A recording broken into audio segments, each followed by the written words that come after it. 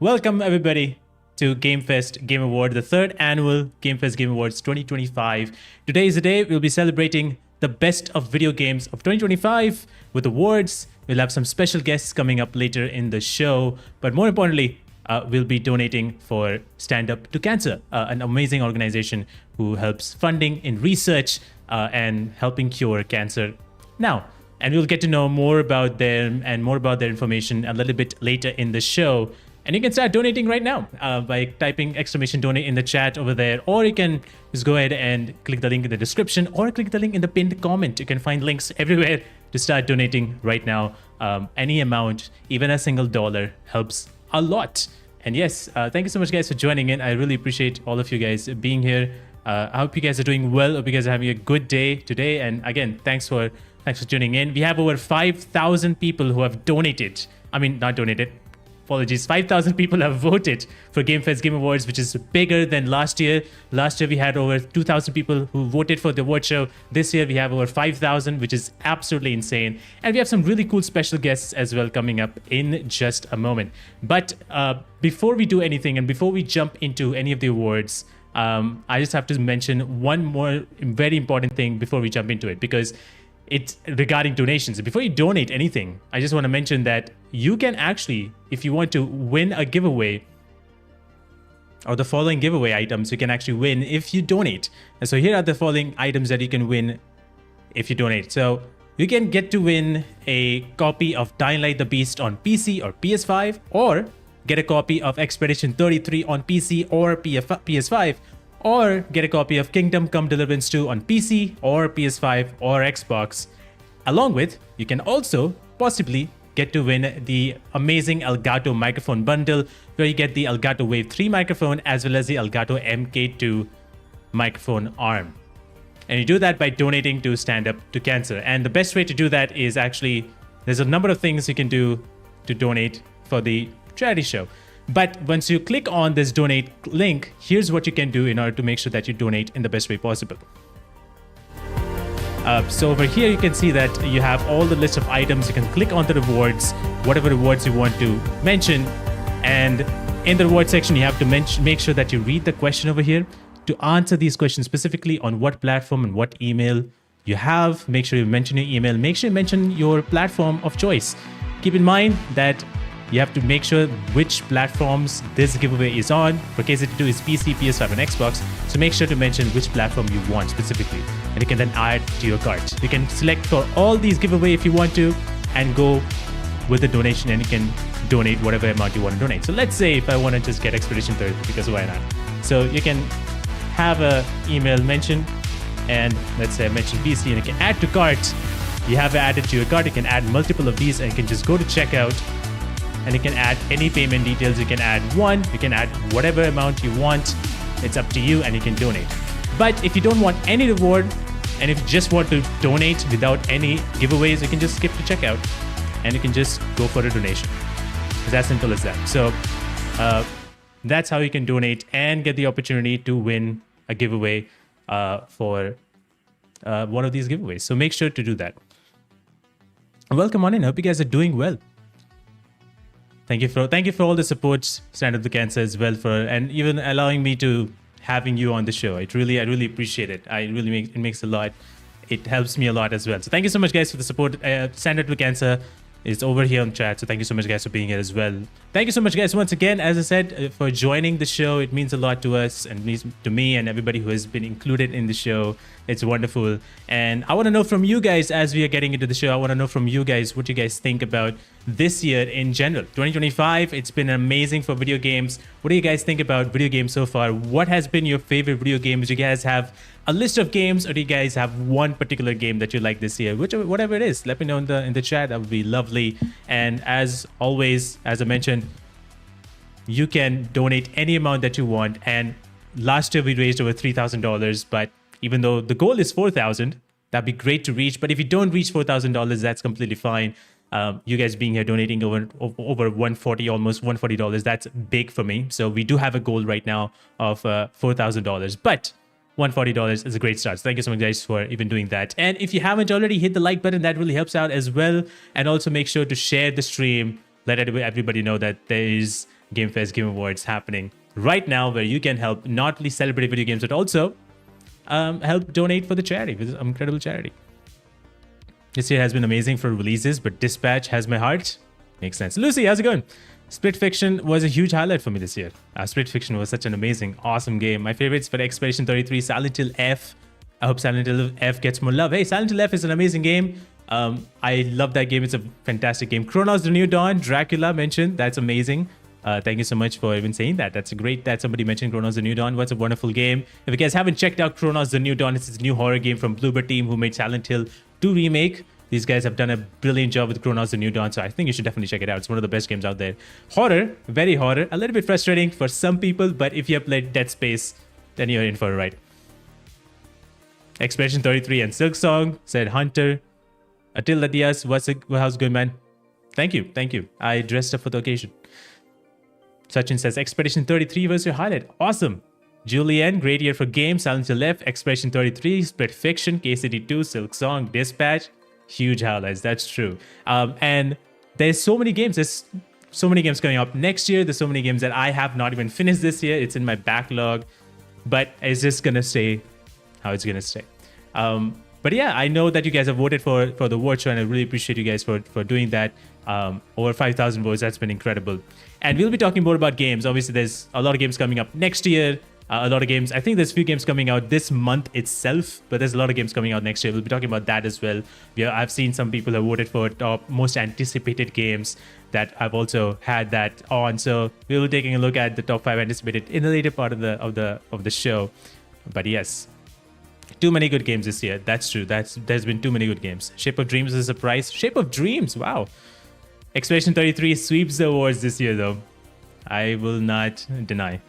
Hitman Eminem mission over everything else. Wow, that's great. Yeah, Hitman Eminem, the Eminem mission also came out not so long ago. I think very recently, the Hitman Eminem is now in Hitman. So you can, if you haven't already, you can check that out as well. And also, there's been so many other games that's coming out in just in this week and the next week and this particular month as well. So, you know, games are coming out left, right, and center. One of the biggest things that happened was Fortnite with their new chapter, which was one of the biggest things. I haven't played it yet, but it's one of the biggest things that happened this year with Fortnite. Incredible. Absolutely incredible. Gakpalia, welcome on in. Hi. Guys, if you haven't already, you can click again the link in the pinned comment or in the chat, the description, or you can go and type !donate to start donating right now. And if you haven't already, you can get an opportunity to win a giveaway. Just go ahead, head on to the donation link, click one of the rewards, make sure you mention your name and your email as well as your platform preference, and go for the donation, whatever you want to donate. Keep in mind that anybody who's wanting to go for a giveaway, make sure to mention your name so that will be a much more easier for me.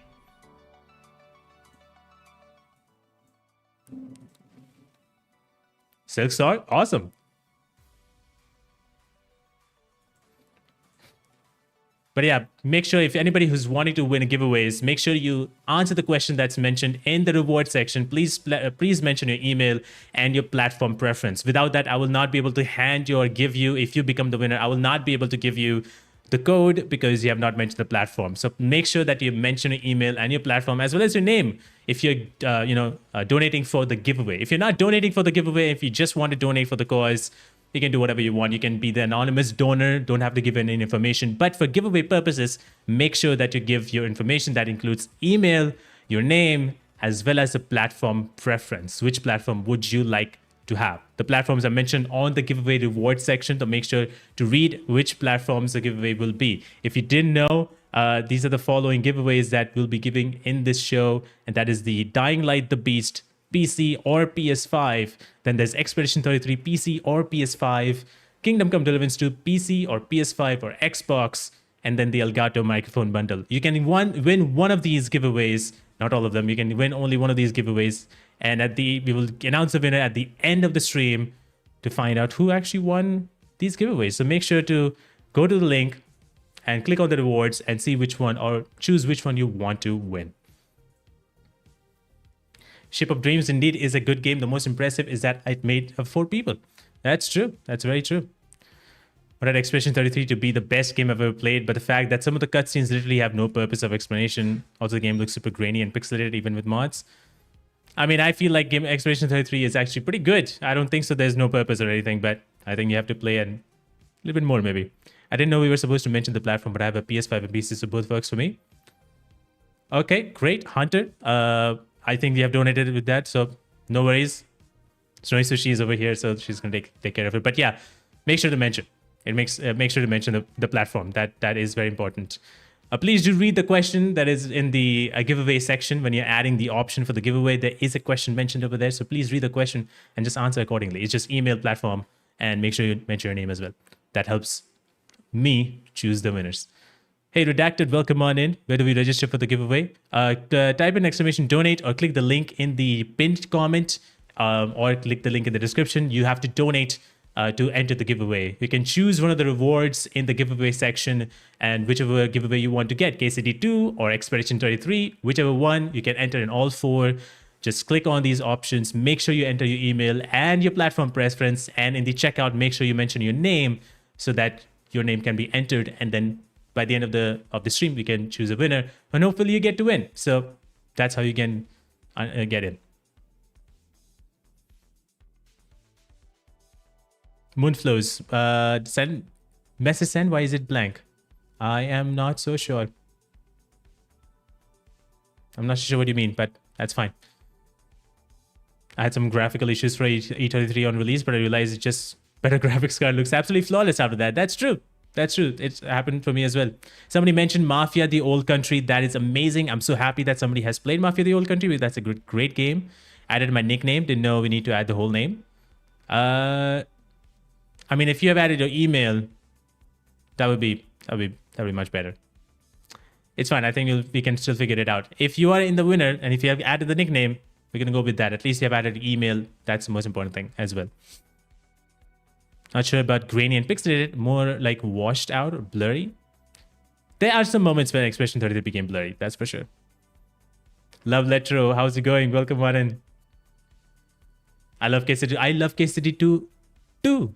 Haha. Just joined. It start. Yes, we have just started right now. Don't worry about it. We just started right now. So, again, we have a lot of awards. Obviously, we have a lot of people and a lot of special guests coming up. And, you know, let's start with the awards. Let's start with what the awards are. And one of the awards that, one of the games, or a lot of the games that we just get to play, you know, a lot of games have a lot of action involved in it. And I think a lot of games have action involved in it. I think we cannot just get away from action in most games. There are probably certain games that don't really involve action in it. But the first award here is supposed to be for the best action game. And there's so many out there. And this year we had so many great action games overall. So let's take a look at who would go for the best action game. And to present this award, I have a wonderful opportunity to introduce to you one of the voice actors of Silent Hill F. She's also voice acted in Apex Legends. She's Frankie Kavich, and she's going to be presenting the award for the best action. Whenever people talk about video games, action is usually right at the center of it. Most games add combat to give players a way to fight back. With fast-paced combat, action-packed moments, and set pieces, these games keep the energy high from start to finish. Here are the nominees for the best action game.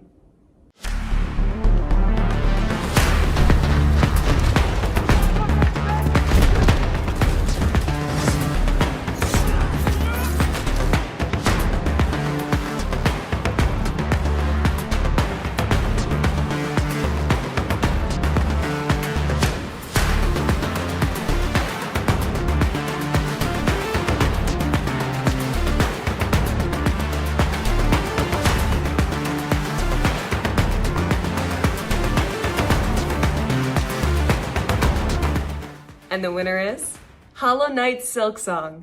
Congratulations to Team Cherry for finally bringing the sequel to life in such a way that fans will never forget.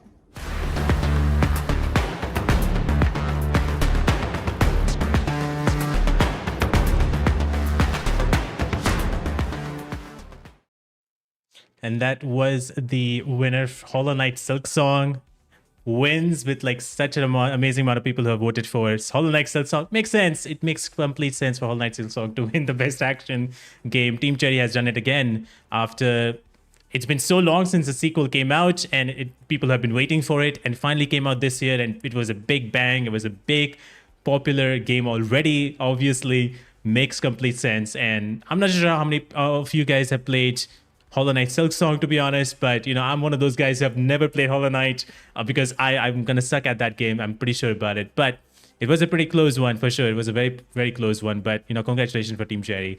They have done a fantastic job in this game, and there's so many good action game. Me personally, I really loved Battlefield 6. I have been playing that a little bit, not so much, but I've been playing that a lot, and I really appreciate that Battlefield is finally back with Battlefield 6. And so for me, Battlefield 6 has been one of those games that I really, really enjoyed as well. So I don't know about you. It's really good. That's amazing. Just donated to KCT option. Thanks for platforming this charity. Of course, makes sense. Thank you so much for being here. Just go back to old RE games. Well, yes, that was the first award of the evening. And again, thank you for anybody who's donating. Nicole, thank you so much for the donation right now of $30. That makes a lot. That means a lot as well. Julianne, Hunter, all of you guys, thank you so much for donating for the cause, for stand up to cancer. I really appreciate it. Again, Stand Up to Cancer. This is the third annual GameFest Game Awards. We have been donating to Stand Up to Cancer for the last 2 years, actually, including this year. Last year, we raised over $3,000 for the fundraiser, which has been amazing. And these guys have been wonderful and really supportive. So yeah, thank you so much, guys, for donating. Even we have raised $180, which is amazing. That means a lot to me. So thank you, everybody who's donating. Keep on donating. Keep on. The show is, there's more to the show, of course. So keep on donating. There's more awards to give away and a lot more things to do. Stand Up to Cancer does a brilliant, is focused on groundbreaking research to help cancer and help save people right now. They have been doing, they're tough at work, and they're making sure that they can do whatever they can to fund the research in the best way possible. They raise awareness and fund research to detect and treat cancer with the aspiration to cure all patients. And they've been doing that for years. And, with the help of charities like this, and with the help of streams like this, me personally, and a lot of other people are able to help them raise funds and help them do that and accomplish that goal as much as they can. If you just to share a little bit more information, that Stand Up to Cancer utilizes community resources to engage the public in supporting a collaborative model of cancer research to increase awareness about cancer prevention and to highlight the progress being made in the fight against the disease. So make sure to do your part and donate any amount if you want, if you can. If you cannot donate, that's completely fine. You can make sure to share the stream and allow other people, if they want or if they can, to donate any single amount if they want to. Again, this is you don't have to donate. It's not a compulsory thing, but if you donate, it really helps out the charity a lot. We'll be talking about a little bit more about Stand Up to Cancer in just a moment. But again, thank you so much, guys, once again for coming in here to the show. I really appreciate you guys. It is a great cause for sure. And that's been just one of the amazing things that we've been doing. I appreciate how a lot of you guys are talking about Expedition 33. And I mean, I would say that like Julian has mentioned that a lot of people might have not played Expedition 33. So I would highly recommend to not go for spoilers over here, because this is not that kind of stream if you're talking about spoilers. But yeah, Zero, I don't completely understand, but try to refrain away from spoilers. If you want to have discussions, you can have elsewhere. And hey, I appreciate that you are such a big fan of Expedition 33. I'm a big fan of Expedition 33. I love that game a lot. So, talk about whatever you like and didn't like per se, but keep it spoiler free as much as you can. That would be really, really appreciative. And downloaded a ridiculous amount. Oh my God, the only dollar it would let me. I don't know what that means, Moonflows, but I appreciate you donating. That means a lot. I appreciate you donating. That means a lot. But I hope you guys are having a good day, a great day. I'm curious about what games you're playing right now. Is there anything specifically that you guys are playing personally at this very moment? If I have to say, I'm playing this new game called Rue Valley. If you guys haven't heard, if you guys don't know about it, it's a game, an isometric style game in a world where you are stuck in a time loop, and you have to figure out why you're stuck in this time loop. You only have 47 minutes every time loop. So you have to go ahead and figure it out, talk to certain people, find out the relationships, be a detective for 47 minutes in every single loop to find out why it's happening and what's exactly going on. There's a lot of dialogues in this game. Some of them, sometimes there's some voice acting, sometimes it gets cut off, but there's a lot of dialogues, a lot of choices, and you basically become a detective. Rue Valley is a wonderful game. If you guys don't know, you can check it out. It's a really great detective kind of game.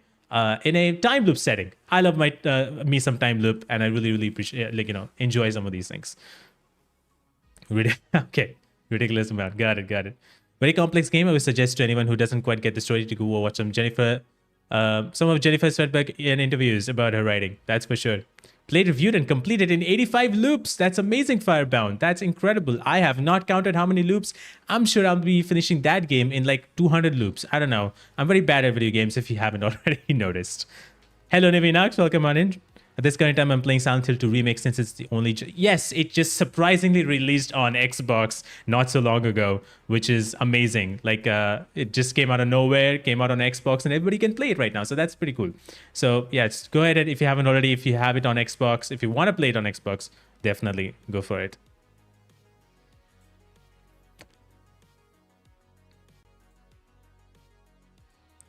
Right now, Fallout 2, that's pretty interesting. I know Fallout, the new season is coming out pretty soon, this month specifically. So that's pretty nice that you are going for the Fallout one. That's pretty cool. I personally have not really played a lot of Fallout. I will say that. What happened to my overlay? But yeah, I have personally not played Fallout that much. So unfortunately, that's just one of those things. If you're in there for 100 loops, oh really? That's an achievement? That's pretty cool. But again, if you guys haven't already, click the link in the chat, pinned in the chat comments, or you can type an exclamation donate, or click the link in the description to donate for the cause Stand Up to Cancer. That's the biggest thing that we are doing the GameFest Game Awards for. So make sure to do that if you haven't already. Now, how about let's go into the next award show? Not next award, not show. This award is actually for one of the things that a lot of people kind of take a look into. I think a lot of people, when they see a brand new game, they're probably looking into how the game looks like, how the graphics are. And that's one of the biggest things that people always talk about. Visual design. And everybody, if they see realistic graphics, they are much more drawn into. And why not? Because visual graphics, visual design and graphics in general are sometimes one of the selling points. And it always has been. But there's a lot of games whose visual designs are not realistic, but they still look incredible. And this year we have like so many incredible games that came out to talk about, like, different visual designs and everything. So it's such amazing to see. Like, there's so many cool and amazing things that we have seen this year. Like everybody has said, it's amazing to see the visual designs and amazing to see how many people have played these kind of games, because they are very different than the games that we are playing right now, which are more into realism. But this year, like I said, so many amazing games. And in order to find out who actually won the best visual design, again, over 4,000, around 5,000 people have voted for this category. So in order to find out who won this visual design award, the award is going to be presented by Jack Ayers. You might have known him from Wuthering Waves, or recently a very cool horror game. So let's take a look into who won this award. The first thing we notice about a video game is its visuals. From stunning worlds to incredibly unique art styles, visual designs set the tone before a single line of dialogue or a single button is pressed. Thanks to the incredible artist, we get to live in a world with beautiful atmospheres, designs, and details that don't stop us from taking screenshots after screenshots. Here are the nominees for Best Visual Design.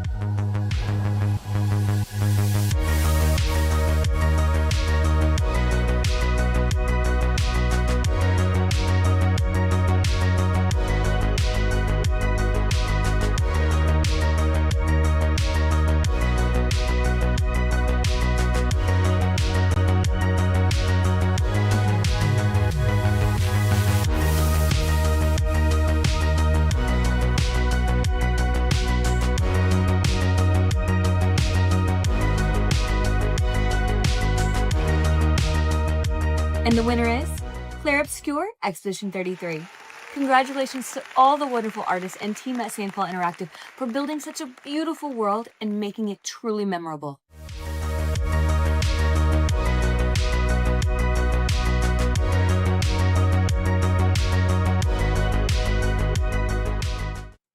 I mean, that was not a surprise that Expedition 33 would win the best visual design. Again, I have to also apologize that was Brittany Johnson. You might have heard as Angel in Borderlands 1, Borderlands 2, and also Nona in Oxenfree. Very apologize for the confusion in the guess. But Brittany, thank you so much for doing that. But yes, Expedition 33 with 57% votes on best visual design, which makes complete sense. The game has a very great visual design. Of course, at the same time, I will have to say that every single game that was nominated in the nominees in this category have great designs, have great graphics and visual designs that we will remember and we will always associate those designs to that specific game, and that's always going to be unique for every one of those games. So definitely a big thanks to, or a big congratulations to Sandfall, who have made this game for the very first time with people who have never made games before except Guillaume, which is very, very interesting that they were able to build something that amazing, that beautiful. And I wish the game had photo mode, but it's not. So I hope that's the next update. There's a proper photo mode. That would be great. They are all gorgeous. All these games are definitely gorgeous. Space Piano, how's it going? So many amazing games came out this year. Any of these could be Game of the Year, to be honest. Every game is Game of the Year, and yeah, that's one of the things. And I think I'm going to just talk about very quickly about Game of the Year. And even though that's going to happen at the very end, I want to mention that a lot of people talk about one Game of the Year, and I want to make sure that you guys need to understand that there's no one Game of the Year, because a lot of people start talking about how there should be one Game of the Year and all the other games are not really Game of the Year. This one game is the Game of the Year, or this one game is Game of the Year, and there's not a real answer. Everybody will have a different choice. If you like a specific game so much that you want to celebrate and you want to call it the Game of the Year, if you want to celebrate, please celebrate. Please tweet about it, make stories, make videos, make reels, go to events and maybe talk to a lot of people and recommend them this one game that you play that you enjoyed so much. Please talk about it. Please share your opinions and share your enthusiasm about these games. That's what matters to the people who have made the game. Awards, while it does matter to a certain extent, but it's not the biggest thing.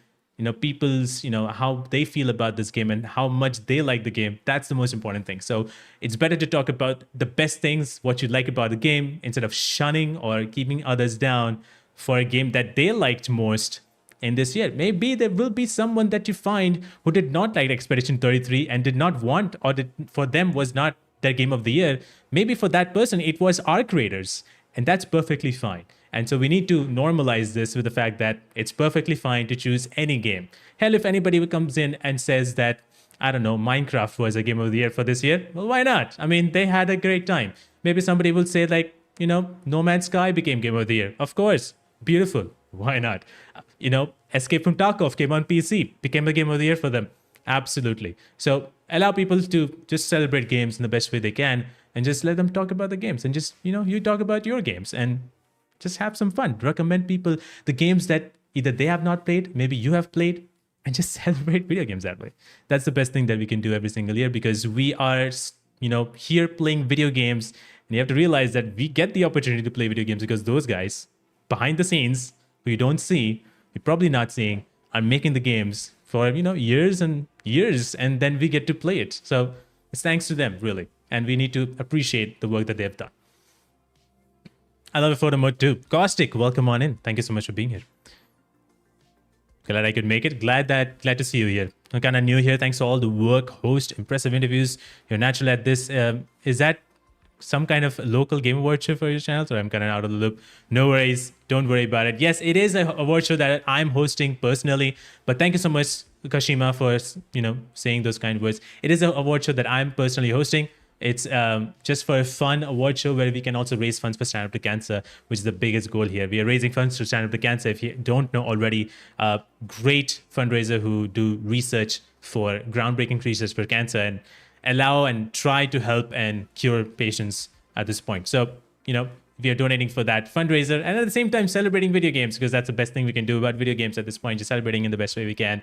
And the votes have been voted. Everybody has voted for these awards. Over 5,000 people, and it's all of you guys who voted. So the winners are based on you. So don't worry about it. There's so many great games in different genres. Impossible to compare them fairly. That's very true. It is impossible to compare them fairly, because that doesn't make sense to compare these games, So just a small thing that I just wanted to add, and that's all. Nothing too crazy. But yeah, again, I hope you guys are liking everything that is going on so far. Make sure to, if you have played something very interesting this year that is not in the realm of what people have been talking about in terms of video games, something that you played that really has, had in your mind for a long time, that you really consume that content even after you've played and finished it, and you want to share those thoughts about what that game is, definitely mention in the chat. You can mention it here, and sort of recommend to other people that, hey, you can play this game, and this is a fantastic game. So definitely do take a look, and definitely let everybody know that, hey, you can actually play these games, because that's the best thing about it. Recommending games and allowing other people to play so many incredible games. So make sure to recommend, let everybody know what you have been playing and what you're playing right now, and a game that you really surprised you this year. Maybe it can be out of the loop. Maybe it's something that came out 5 years ago or something. It could be anything. So just go ahead and go bananas.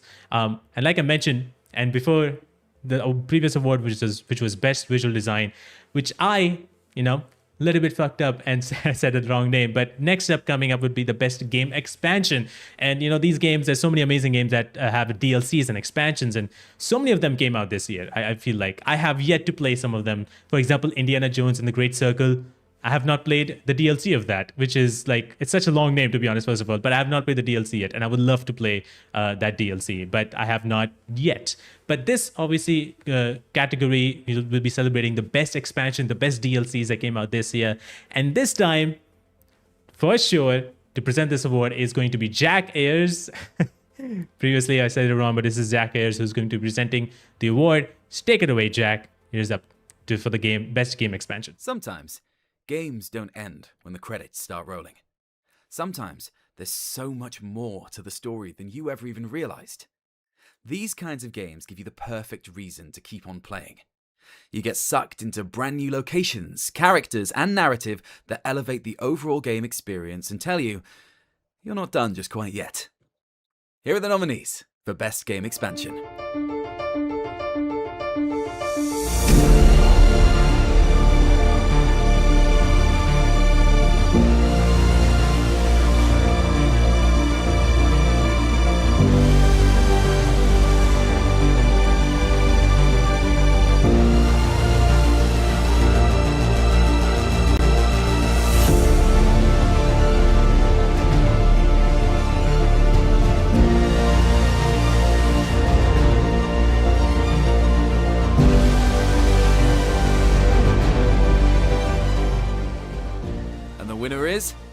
I promise my nose isn't about to start growing. It's Lies of P Overture. Congratulations to NeoWiz for bringing a wonderful expansion to an already incredible Souls-like game. We look forward to seeing what you do next.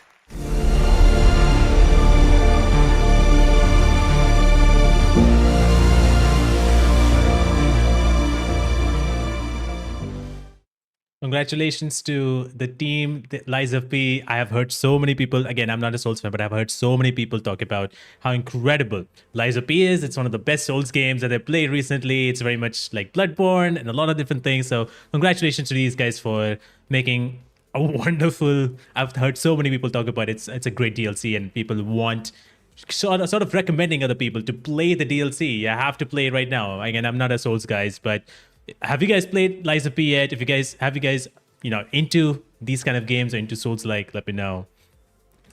Still need to play one of those. I know. I totally understand. I totally get you.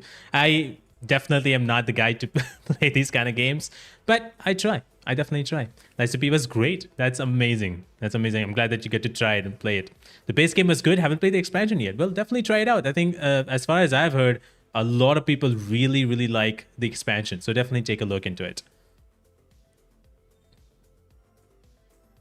Again, thank you everybody who's been donating right now. Really appreciate you guys donating at this point. Again, make sure if you haven't already, if you want to win a giveaway, you can win one of the following number of video game giveaways: Expedition 33, KCD 2, Dying Light the Beast, and an Elgato microphone bundle. So click the link and donation link in the pinned comment on the chat, or you can type in exclamation donate, or you can click the link in the description to go to the donation page and select which giveaway you want to win. And then you can donate any amount that you want. $1 also works. Any amount that you want, you can donate. And if you don't want to win any giveaway, you can just skip right to the donation page, to the donation amount, and donate whatever amount that you want to donate. It really helps out this wonderful fundraiser who have been doing a wonderful job in trying to do the research that is needed to cure patients right now. Because, if you didn't know, there's so many people who get, unfortunately, have cancer, and that's only in America. There's a lot of people who get in America, but there's a lot of people who get all over the world, and it's unfortunate what it is. But we can help. We can help fight. We can help stand up against it to take that fight and allow people, and at least give them an option, give them an opportunity to live life the way they should be. I watched a friend of mine play, and yeah, it's great. More brutal than the best The base game, apparently. Yeah, apparently I've heard that as well. I just saw a comment earlier and I wanna. Did I see? Okay, cool guy said that I love the Metro series, especially Exodus. Wanna know your opinion on it? And for the Lord above, please interview the voice actors and actresses. Also, I love your interviews. Best on platform. I appreciate that, cool guy. I love Metro games. It's one of my favorite games. Really, I love Metro games. It's such a good game. I would love to have the actors on the show if they are interested. It's all depends upon them. It doesn't depend really upon me. It depends upon the actors. If they want to be a part of the show, awesome. I would love to have them. But if they don't, there's not much that I can do. I love Metro games. Like I said, Metro Exodus, specifically Exodus, I think that's a fantastic game. It's been a while since I played the game, but Metro Exodus has been, I remember the trailer, and I remember being so hyped about Exodus, and I played it. I remember the sand map. I remember... I think there was like a night map. I remember these moments from the game, and the graphics looked insane at the time.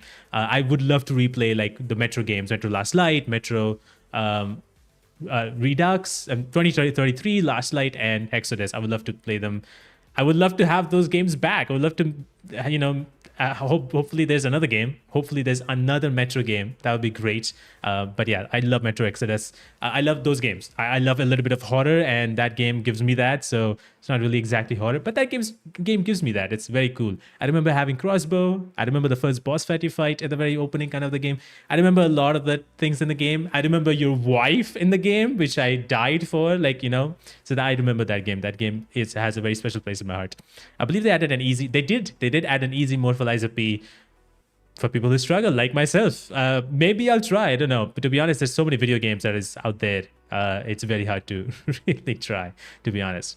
I was mentioning about how there are so many special guests. We've already seen 3 special guests already here. Frankie, Jack, and Brittany, who are wonderful actors themselves. Brittany is also doing a lot of broadcasts at the same time. But there's more people. And, I wanted to make sure that more people can come into the show and talk about the games that they have, specifically played. And one of them, these guys have played so many games and covered so many games, to be honest. Some of them are content creators, some of them are from the industry experts, and they've done so much here. So coming up next is a very special guest that I have the privilege to have him on the show, and I cannot believe he said yes to this, and he's going to be talking about some of the games that he enjoyed this year. And he has, I think, one of the games that he's been talking about a lot that a lot of people did not mention ever since it was released last year in December. And I agree with him as well. So here's Victor Lucas, who's going to be talking about the games that he loved and enjoyed, and probably is looking forward to next year. Hey, thank you so much for having me as part of your award show. This is very cool. My name is Victor Lucas. I'm with the Electric Playground, and you asked me a bunch of questions. What are my favorite games from 2025? One of them is right behind me. It's Metroid Prime 4 Beyond, which I'm deep into, and boy, is it beautiful. It's absolutely stunning on Nintendo Switch 2 hardware. Lots of cool new mechanics. It's much more wide open and expansive, but it still has that Metroid Prime charm. Retro Studios has really nailed this one. It's gorgeous. I also loved Hazelight's Split Fiction, which is a co-op action-adventure game, which sprinkles in all kinds of great new mechanics on a continuous basis. I played this with my daughter, and we both loved the game. It's absolutely killer. I'm also a huge fan of what's been going on with 2D games in 2025. Lots of fantastic titles. Ninja Gaiden Ragebound, Shinobi Art of Vengeance, of course. I've started Marvel Cosmic Invasion, and I'm loving that one so far. I adored Neon Inferno, and of course Terminator 2D is coming soon. I'm excited as hell to play that, and I'm really impressed by how 2D games in 2025 have kind of, made a real statement that kind of gameplay, that kind of design is eternal. And it's always fun. I love those games. It's also been a great year for ninja games in general. Ninja Gaiden 4 was so freaking cool. Platinum and Team Ninja working together, incredible. Love that game. So lots of good stuff this year. You asked me what was the most overlooked game of 2025. I think that has to be Indiana Jones and the Great Circle, which, for my money, is one of the best licensed games ever made. It's right up there with Batman Arkham Asylum as far as I'm concerned. Absolutely killer game. Came out in December of 2024, I know, but a lot of people overlooked it then for their Game of the Year nominee. It wasn't nominated at Jeff Keighley's The Game Awards, and I was heartbroken about that. And of course, everybody's forgotten about it, even though it was launched again on the PS5 this year. It's still one of the best games that you can play. And as an Indiana Jones fan from the very beginning, it just feels like a gift that was personally delivered to me. So please play that game. It's amazing, and I'd like sequels. And he also asked what was the most important game, I think, from my history, or one of the games that really meant the most to me. And that's an easy one for me to answer. It's Super Mario 64, which I really pointed to at the beginning of my journey covering the video game industry back in the mid-90s. And I would pop basically just magazines, because there was no television sort of showcasing this stuff back then. But I put magazines of Super Mario 64, and I'd say, look at how cool this is. It's going to be like you are the star and the director in your 3D game, and it's Mario, but it's 3D like we'd never seen it before. Super Mario 64 changed everything. It was really instrumental in my ability to convince people that a television show about the video game industry would be a cool thing. And that's turned into a 30-plus year journey for me. So I'm very happy about that, and I love that game forever. Super, super cool. Hey, everybody, have a blast with these awards. Very cool that you're putting this on, and thank you so much for having me. That was Victor Lucas. He is an amazing guy has been doing journalism. Has been talking about games for such a long time. Electric Playground, very long time, like a very, very long time. He's been doing it since like early 2000s, and I think even before that, before like sort of the internet happened, he's been doing it for such a long time, and he continues to do it. And he's like one of the guys that I get inspired from daily. And he's right. Indiana Jones and the Great Circle, unfortunately, is that underrated game, which is actually a brilliant game. If you like Indiana Jones, or if you don't like Indiana Jones, you have never watched Indiana Jones, that's completely fine, because you can play Indiana Jones right now. It's a first-person action game, but don't let that fool you. If you don't like first-person games, I think this is one of those games that is not that fast-paced. It's not Call of Duty, it's not Battlefield, it's not one of those games. It's a slower first-person game, but you will actually really like it because the storytelling is so good. The villain is absolutely brilliant. Troy Baker as Indiana Jones was done Indiana Jones as Indiana Jones should be. That's not just me saying it. That's not just the people who have played saying it. That's Harrison Ford, the man himself, Indiana Jones, saying it to Troy Baker that he did a beautiful Indiana Jones. So there's a seal of approval from the man himself, from the legend himself. So he has done a fantastic job. There's obviously a DLC as well. So Circle of Giants. So definitely take a look at that. It's available I think it's available on Game Pass right now if you haven't already, but definitely take a look. Definitely buy this game and play this game if you can, or if you can wait for the sale, you can do that as well. But it's a fantastic game. I would highly recommend all of you guys to play this. This is a wonderful, wonderful game. I personally enjoy it. I have not played the DLC yet. I would love to play the DLC. We will see. This is my super awesome username. Thank you so much for being here. Kern, I'm so sorry I'm butchering your name completely. I'm so sorry, but thank you so much for being here. I hope you're doing well. Probably biggest problem with Indiana Jones is that it's not really optimized. Actually, to be honest, in my opinion, it was very much optimized. When I played the game, and I don't have a great PC, I have a decent PC at this point, but in my opinion, it was really, really well optimized. There were certain portions like towards the later part of the game where the optimization kind of failed, but that was at the time when the game launched. I'm pretty sure that at this point, there must have been a lot of fixes at this point. It's been a year already. But yeah, definitely take a look if you haven't already. One of the best voice actors, Troy Baker. Yeah, absolutely. I would love to have him on the show if he's at all interested. So far, no luck, but fingers crossed. I think the game would have been much popular if it was a third person and playable on non-RTX cards too, but still an amazing, and Troy Baker did crazy. To be honest, maybe, but I think at the same time, if it was third person, I think it would have been a little bit more closer to what Uncharted is, and they wanted to make it a little bit unique. And so first person was the approach, because that was something that Troy has talked about. He has done an interview sort of with Fall Damage, and he has mentioned that if they did for third person, it would have been very much closer to any other third person survival games, which is Tomb Raider, Uncharted. So they wanted to do something different, and that's why they went with the first person. That is something that they wanted to go with unique. Otherwise, it would have been completely the same, despite Indiana Jones being a separate character. But it makes sense. So it's a different kind of game. It's a little bit different perspective, but that's all. That's all there is to it. It's perspective. Everything else is brilliant. You will actually really enjoy the gameplay of it once you get the hang of it. I think you will enjoy it. If you like these games, I think you should definitely take a look if you can. Kind of ironic because indie is way older. Definitely. I mean, a lot of games I would say Uncharted was very much inspired by Indiana Jones. But yeah, you have to bring innovation. So there's that. Take it from me. Makes sense. It makes sense. He has done a lot of characters. That guy is everywhere, to be honest.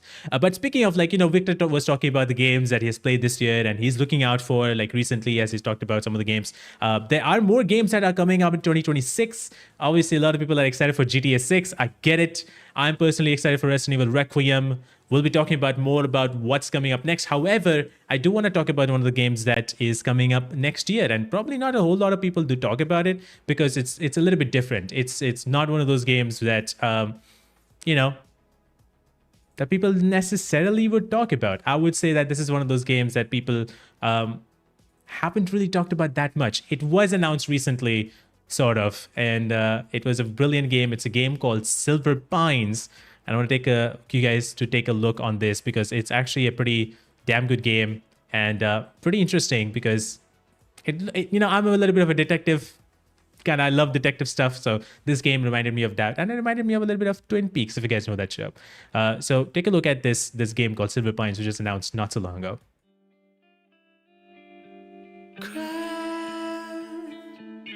Good things aren't made to last. I've been locked inside my past.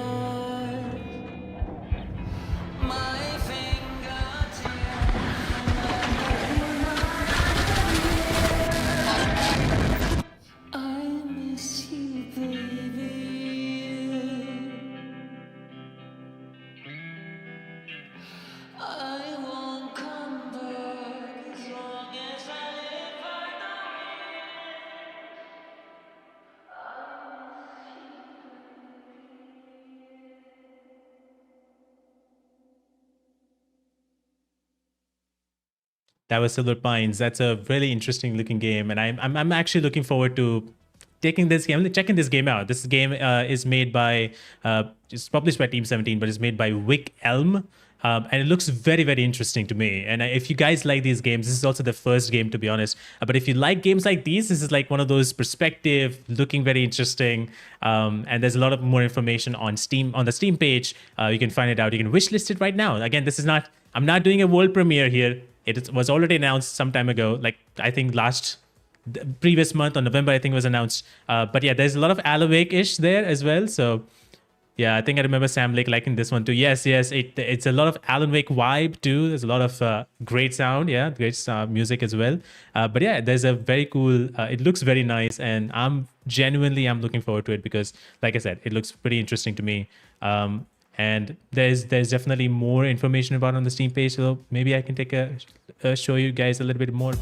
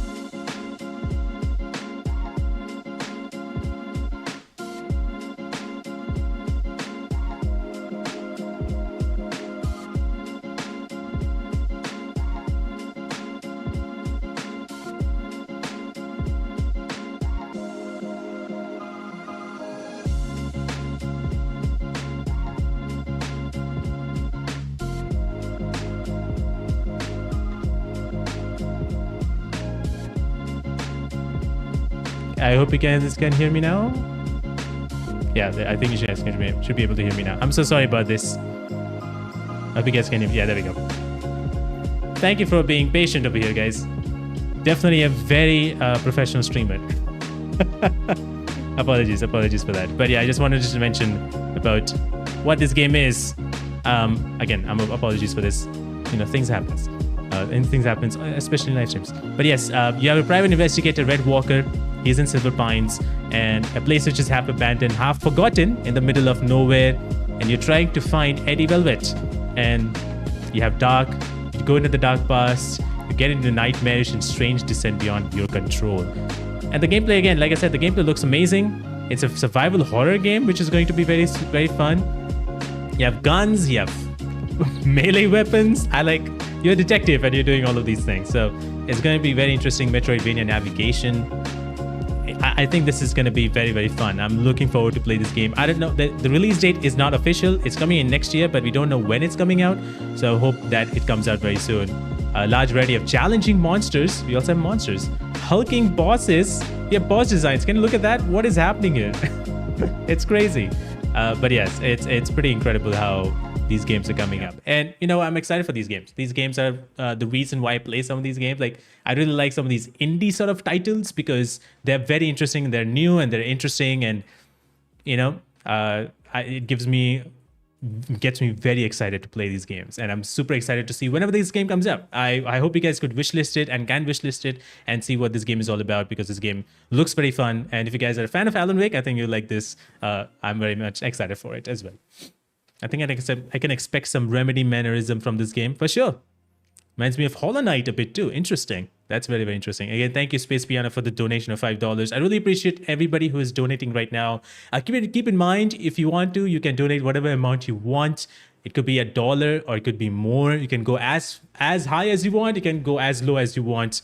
But definitely, if you can, do donate to the amazing cause of Stand Up to Cancer, who are a brilliant organization. So definitely do take a look. If you cannot donate, that's completely fine. You can always share the stream, let everybody know that there is a show like this who is doing a lot of different things. So, definitely do the best that you can to share it with everybody, to share it with people who can donate if they can, or, sharing the stream in general helps out a lot. So, definitely do your best as you can. Again, thank you all of you guys for joining in here, and thank you so much guys for help celebrating as well.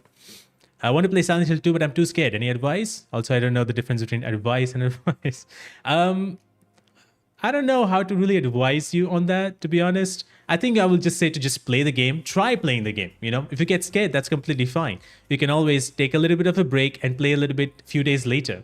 If you're way too scared about Silent Hill 2, then you can definitely always check out the full playthrough or check out all the cutscenes if you want to do that way. You can do that. You can watch YouTube videos. You can watch someone else play the game, and you don't have to play the game. But if you want to play the game, then you can play it. Take it slow. Take it, day at a time. It's not going to be that scary. Once you get the hang of it, you realize, you can go through it. So take it day by day. Go slow. If you get too scared, we can just obviously skip it for a few days and come back again. Or, as I said, watch someone's playthrough.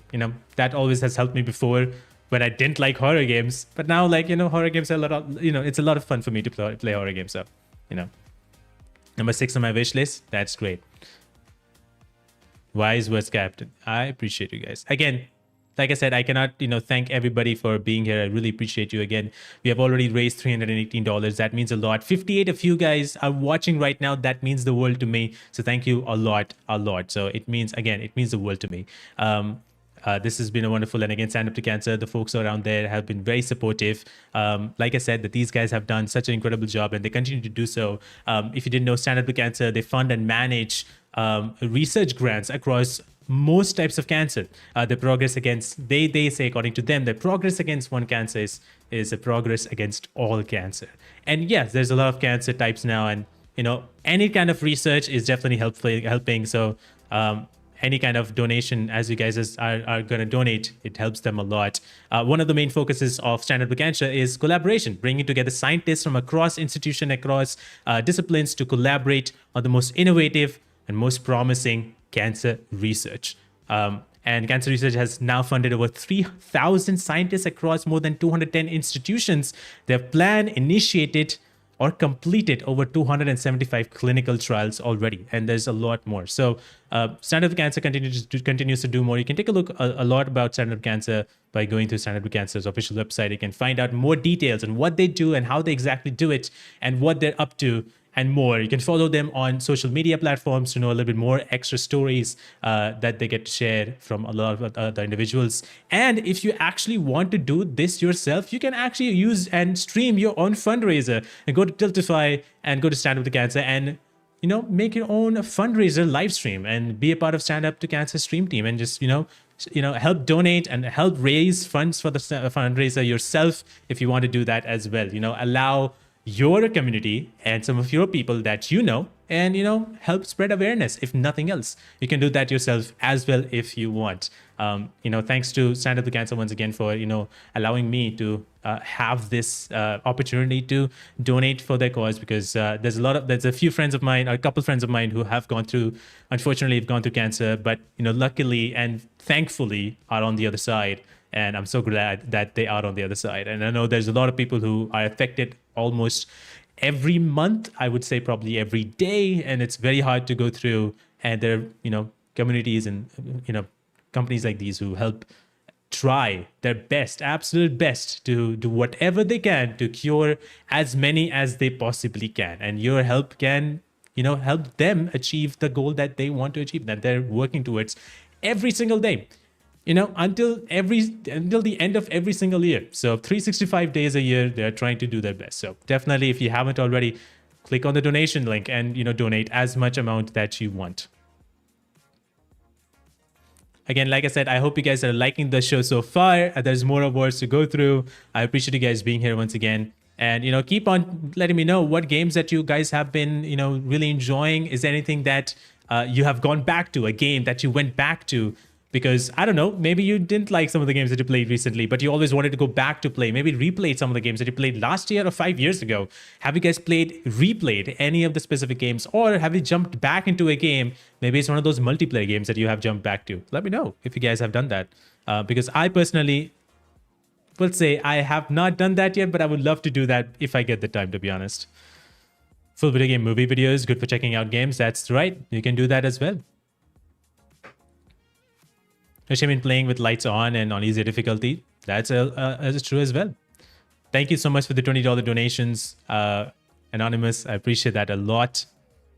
Played Vampire recently. Vampire. That's such a cool game. I remember playing that game, and I was very much floored by the way the performances were for the characters. I have forgotten the names, unfortunately, because I played when it came out. I was a little bit disappointed with some of the gameplay tropes, so I couldn't finish the game because of that reason. But I really liked the characters. I was really surprised by it. Thank you, Niels, for saying that you love my interview and my content. And thank you so much for the donation. I really appreciate you. Thank you so much for being here. I played all RE games on hard difficulties, but the first time always bites. So also I don't want to spoil the story. Yeah, cool guy. I totally understand. It does bite, but once you get into it, I think you'll have a good time. So try and see what can happen. I went back to Cult of the Lamb recently and haven't put it down since. That's incredible. Cult of the Lamb, I know Snowy Sushi over here, who is one of the moderators, or the moderator of the show, by the way. Please give her a huge loud round of applause, because she's doing a lot today as well. And she's one of my friends, and she does help a lot. So, thanks for her to even helping the show be as it is. So, but yeah, Snowy Sushi is a big fan of Cult of the Lamb, as far as I know. So I would love to play it someday, one day. I don't know when. This year I replayed Alan Wake 2, Ghost Runner 1, and Dispatch, the 3 games I've ever replayed fully. Wow, that's amazing. You've replayed all these games. You know what? I would love to replay Alan Wake 2. I obviously have spoken to almost everybody from Alan Wake 2.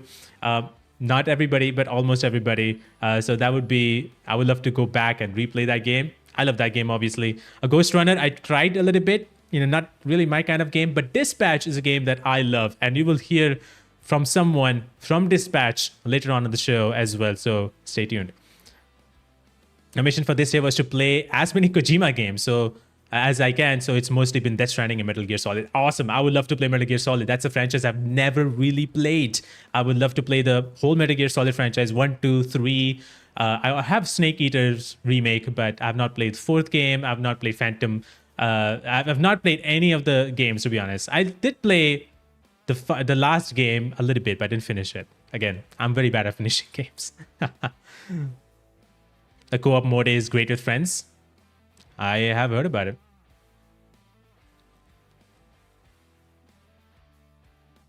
And maybe that's what I've been waiting for. That's what I'm all about, yeah. Alan Wake 2 is a special game. Yeah, Niels, definitely do mention the platform that you wanted the giveaway on.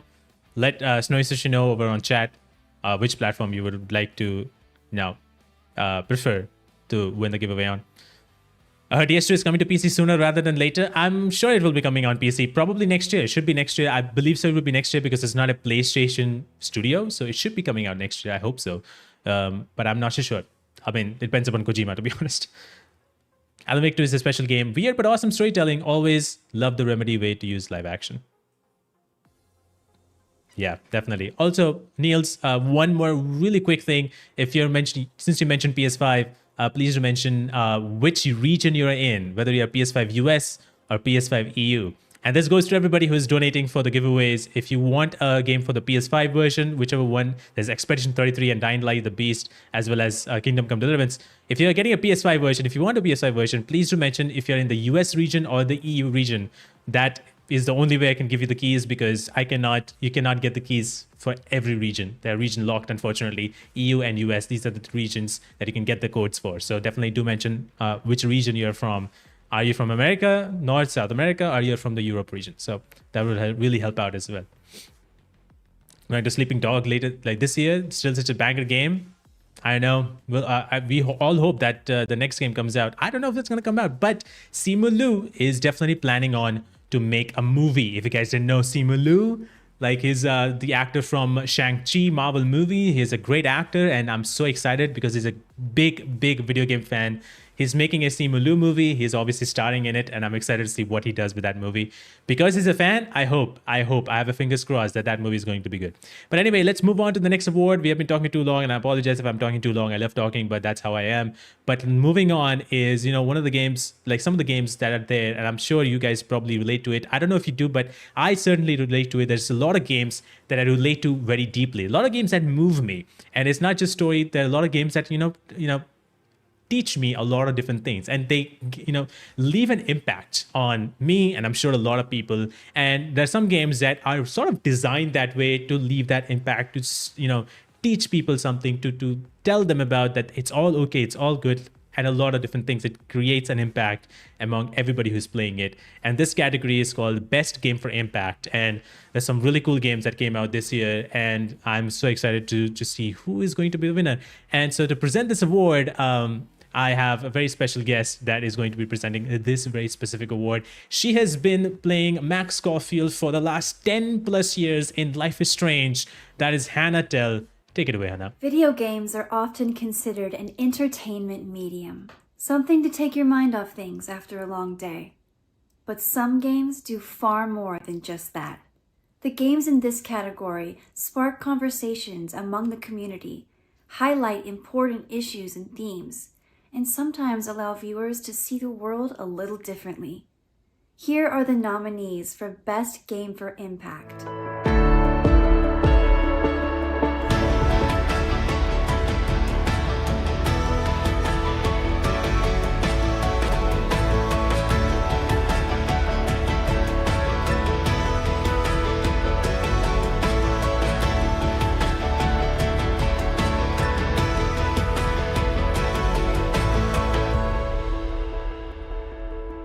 And the winner is Lost Records Bloom and Rage. Congratulations to Don't Nod for making such an emotional experience.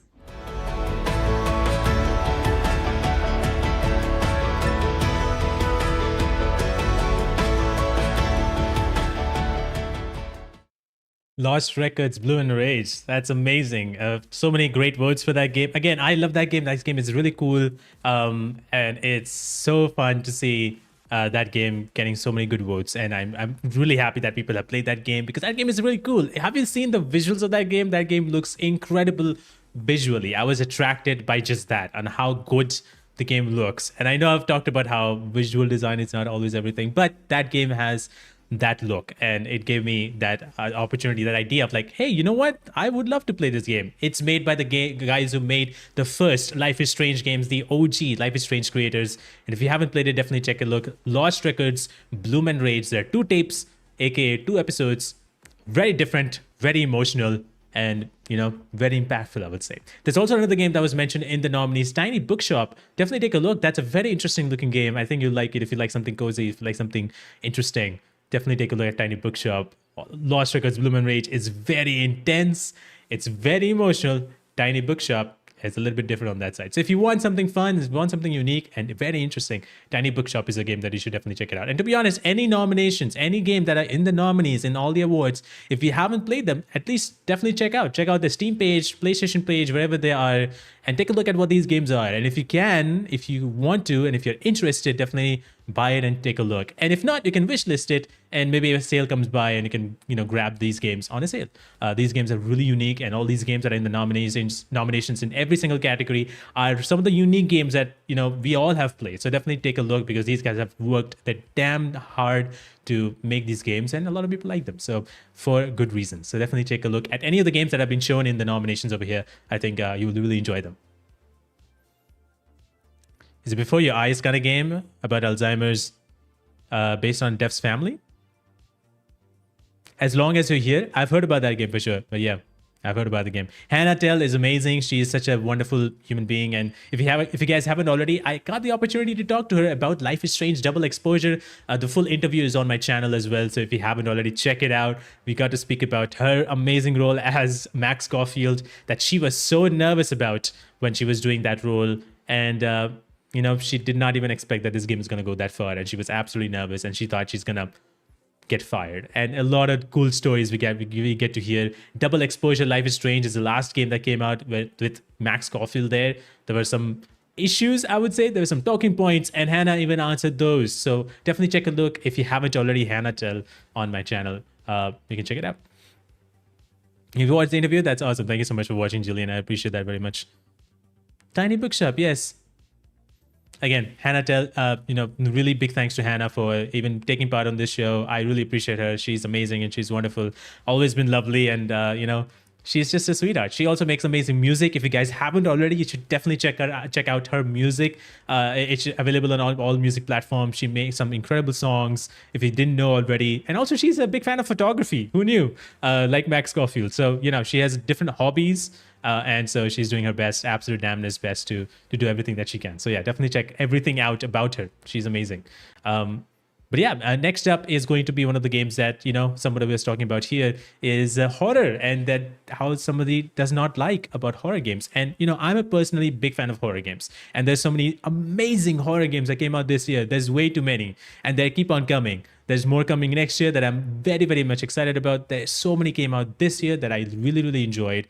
And I've almost played all of them in the category, in the nominations that are present in this category. This is for the best horror game. And again, all these games are very different, but also sometimes similar, but also different. Like I said, they're of different kinds, and they all do sort of the same thing. But the most important thing is to make sure that they have a good story around them as well.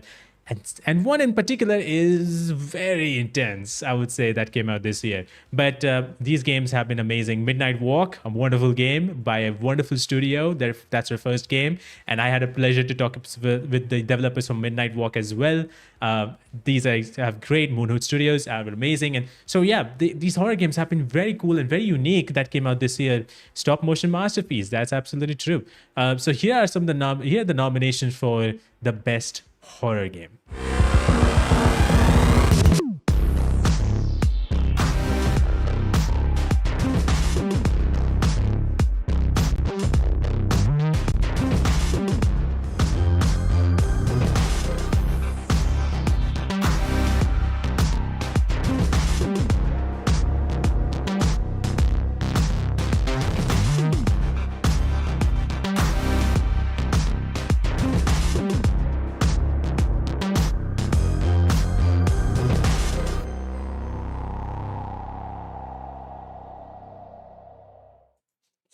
Well, I would say that those were some really good horror games. I would say, like, No, I'm Not a Human is a fantastic horror game, so you should definitely take a look at that. But there's only one winner out of these nominations. There's only one winner. So the winner of Best Horror Game goes to... There you have it. It is Silent Hill F, with over 54% people who have voted for this game. Silent Hill F won the Best Horror Game Award, and that is again voted by more than 4,000 people have voted for it. In the second place, let me increase this. In second place, we have No, I'm Not a Human, one of the games that you guys definitely need to check out. It's a very interesting game. I never expected that game to be that way. Chronos: The New Dawn at the third position. Amazing games. Again, all the games in the nominees are incredible. Chronos: The New Dawn is one of my favorite games. Obviously, Silent Hill F has been amazing as well. But it's amazing to see how many people have voted for Silent Hill F. 54%. And it makes sense because Silent Hill F has some of the most weirdest and intense stories I've ever seen. But No, I'm Not a Human is also very, very fun. So again, congratulations to Konami. They actually did it. They made a game not in Silent Hill, but in Japan, in a Japanese setting with Japanese characters. And they did it. They kept Silent Hill the way Silent Hill is supposed to be. And that was one of the worries that a lot of people had, that it's not Silent Hill if it's not in Silent Hill City or the town. But they did it well with setting the game in Japan and keeping it very focused on Japanese horror. And that worked out so well. And it's one of the most intense things I've ever seen. Silent Hill has always been intense, but this one really cracked me up, like not in like laughing way, but it really cracked my brains out, really cracked my heart out. It was intense. There are certain moments in the game that I was like, I don't think so I can watch this. I don't know if you guys had those moments or not, but I specifically could not watch that. It was very, very, very, very hard for me to do that. But yeah, have you guys played Silent Hill F? How many of you guys have played Silent Hill F? How many of you guys have played any of the games that was mentioned in the nominees? No, I'm Not a Human, Chronos: The New Dawn, Silent Hill F. Have you guys played all of these games? Too many good games, not enough time. I agree with Dinter. I totally agree with him or her. I'm sorry if I don't know, but like totally agree with you, man. Too many games. Too many games. I gotta play Silent Hill F. I hope you get the chance to play it. Been wanting to play Chronos too. Chronos is a fantastic game. I will say that if you have played Dead Space, you will have a much better time playing Chronos. Chronos, however, is also a little bit challenging. You might have to, if you have played Resident Evil and if you have played like the original Resident Evil games, you might know how to play through Chronos: The New Dawn, because it's one of those games where ammo is scarce and you have to make sure that you save ammo as much as you can. Do not shoot if absolutely required. It's one of those games, and there's boss fights and a lot of different things, a little bit slower movement, but a very interesting story. I would say that it's a very, very interesting game. Thank you for letting me know, Dinter. Snap, I can't wait to play a lot now that I've finally graduated. Congratulations on the graduation. That's amazing. I hope you get the chance to, you know what, after graduation, you get all the time in the world. So I hope, I wish I could go back in time and get to the graduation stage so that I can play more games. To be really honest, that's what it is. This stream is single-handedly reorganizing my whole wish list. Well, there it is. Well, there it is. Silent Hill is back. That's very true.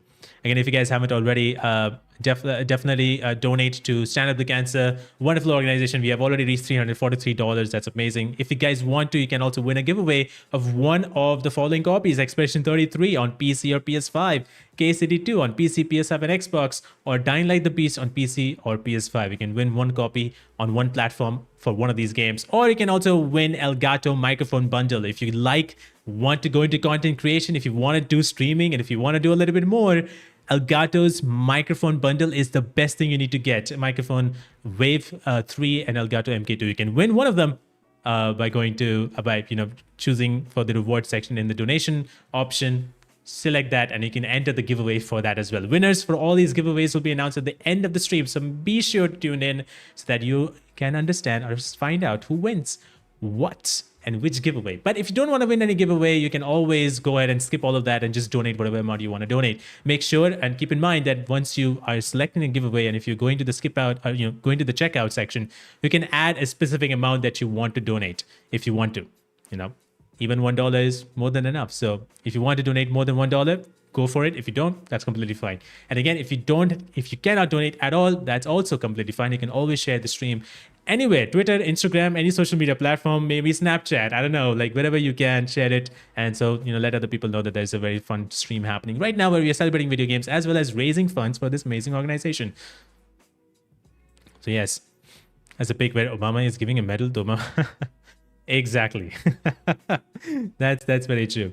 But like I said, there's been some really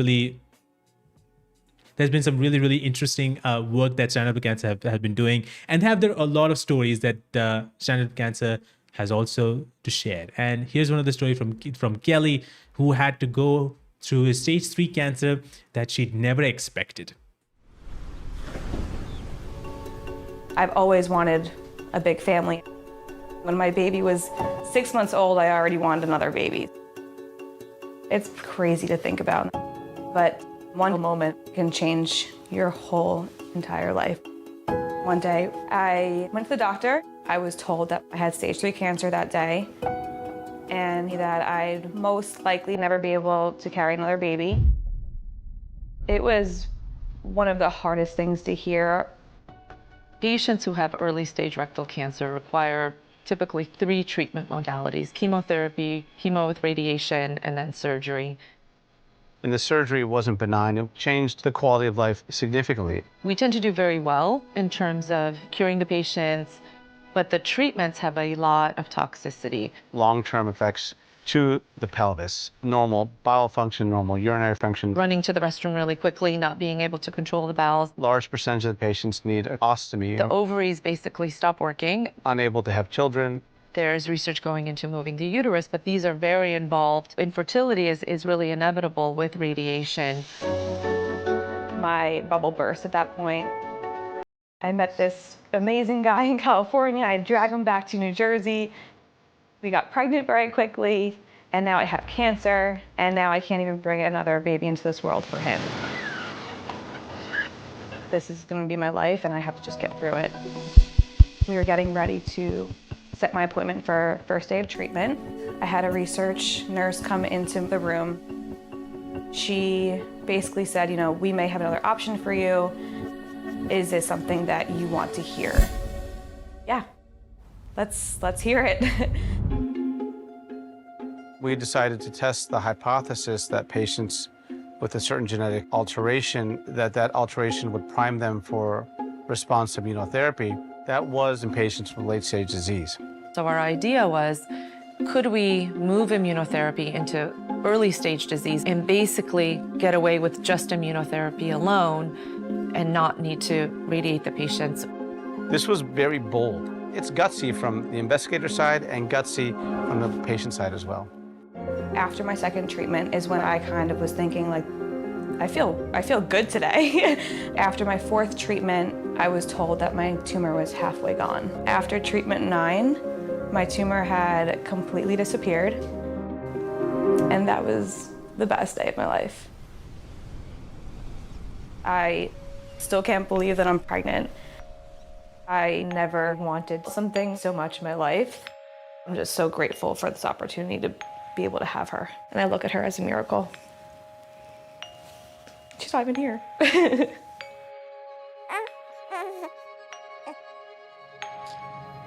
You were in my belly. And you were very comfy in there. Oftentimes, you don't know their victories until much later when you're in the laboratory, because kind of like the longest relay you can ever imagine, you're just passing the baton, but you don't know where eventually that race is going to end. It's a very different feeling when you know that a study that you designed will have an immediate impact on the patient sitting in front of you. Thank you. This is Maya Grace. She's gorgeous, Ellie. Thank you so much. It's because of you. Oh my God. Sorry. You know, it's not the end, right? This is just the beginning for all of our patients, and that's really the best part. I appreciate it so much more than I think I ever would have. I couldn't have asked for a better team. We've seen this response of the tumor disappearing completely with just immunotherapy alone in every single patient that we've treated so far. For me, it's about the patients, improving their survival, to improving their quality of life, and then to see it go one step beyond into the next generation, because that's really what it's about. Without Stand Up to Cancer, this research and these results would not have been possible. Donate at standuptocancer.org. I'm Andrea Sursak. I'm Kelly Spill. Luis Diaz, I'm a physician scientist at Memorial Sloan Kettering. I'm a medical oncologist. I'm a mom, a wife, and a cancer survivor. And I stand up. And I stand up. I stand up to cancer. What a beautiful, beautiful little story. It was insane. But yeah, definitely donate to Stand Up to Cancer if you haven't already. And again, like I said, if you cannot donate, and that's completely fine, you can donate and you can share it with your friends. You can share online, let them know that there's a donation happening. And if you are interested yourself, you can actually, if you're a streamer, if you're a content creator, and if you're interested as well, you can also help, join this cause, and you can do your own stream by joining Tiltify and doing your own Stand Up to Cancer fundraiser stream if you want to, if you're interested. That would be great. But yeah, thank you everybody who has donated so far. We have $343, so thank you a lot. I appreciate it. Everybody who has been donating, please do continue to donate because the show is still there to go. Thank you so much for $10, Tristan. I appreciate that a lot. Again, everybody who's being here, thank you so much. Thank you, amazing people. You've been really kind for helping me and helping these people, these fine folks at Stand Up to Cancer to do the best job that they can. Again, Rina, thank you so much for being here. I hope you guys are doing well. And again, let's move on to the next award, shall we? This one is going to be one of the games that a lot of people love to play. Those are indie games. These indie games there's so many of them, to be honest. This year specifically, there's been a major increase in the amount of indie games that we have seen over the last few months. Over the last 12 months, we have seen so many incredible indie games, and they continue to be incredible. There's so many new different kinds of video games. Some of the games do not get a lot of exposure. Some of the other games, they do. But these games are the most unique games that you will see, aside from the AAA games that we have seen. And, we have seen a lot of AAA games for sure, but these indie games are something absolutely brilliant. And yeah, the indie category has been a bloodbath. That's as Kashima has mentioned. Indies are the best thing out there, and they always will be the best thing out there. And so we have to make sure that whatever category that you're seeing right now on the, in the nomination category for the best indie game award, you definitely check it out, because these are some of the most unique indie games. And I'll be talking about some of the indie games that's coming out next year too. Not exactly indie, but they are, sort of indie. And these are very, very fun games. And, if you haven't checked it out already, you should definitely take a look, at least. If you can, obviously. But in order to see who won the Best Indie Game Award at GameFest Game Awards, well, we have to find out, because there can only be one winner. And to, mention who that one winner is, we have someone very special. This guy, you have seen him. I think you have seen him in some places in the last couple months. You might have seen him in this big, beautiful guy that we all want to hug. You have seen him voice as SKA, but you have also seen him do the motion capture and performance capture for guys like Gustav, Verso, and Renoir. Talking about Expedition 33, and I'm talking about the man Maxence Cazorla. Please allow me to welcome Maxence in presenting the award for the best indie game. The best video games are the ones that bridge innovative ideas together to provide an experience like no other. You dive into unknown worlds, some beautiful, some dangerous, but all filled with unique challenges and stories. These are games that you'll remember for years to come and will probably stay in your heart. Here are the nominees for Best Indie Game.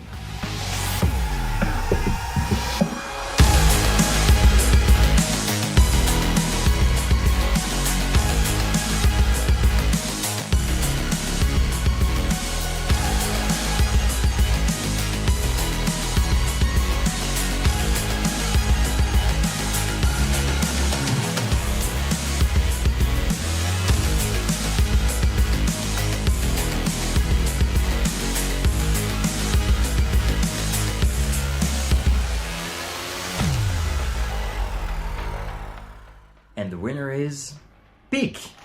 Congratulations to Team Peak for giving players such an amazing experience.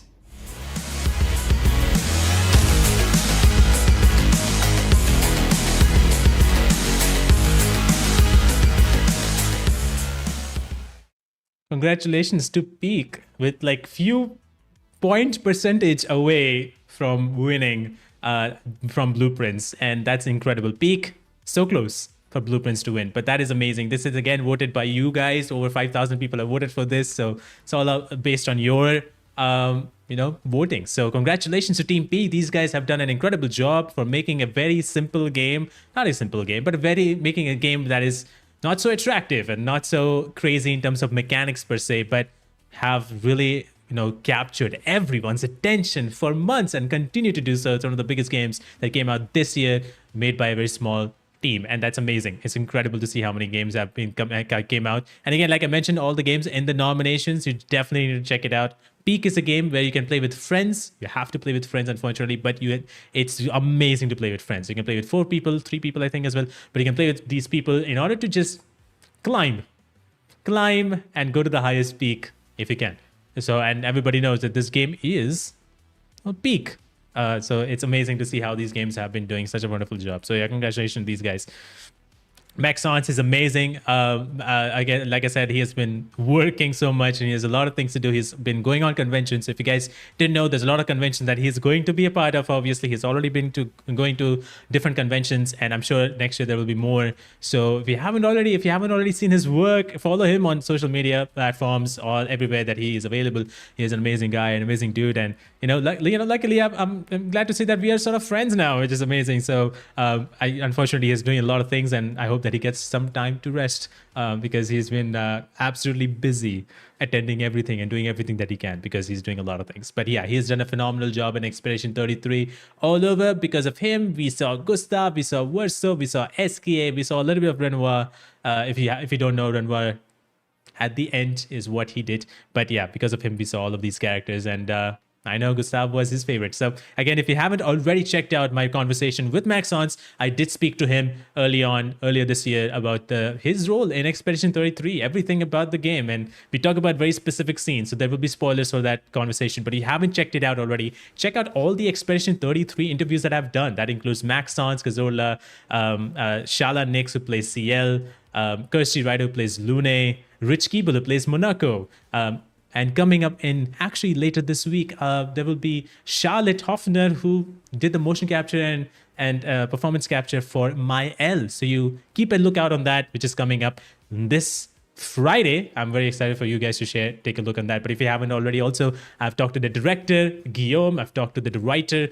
Lots of conversation. If you're new into Expedition 33, if you haven't checked out any of the conversation, definitely take a look because we dive only into the story segments and why a specific scene in the story exists and how they made the decision to bring that scene to life. So definitely take a look.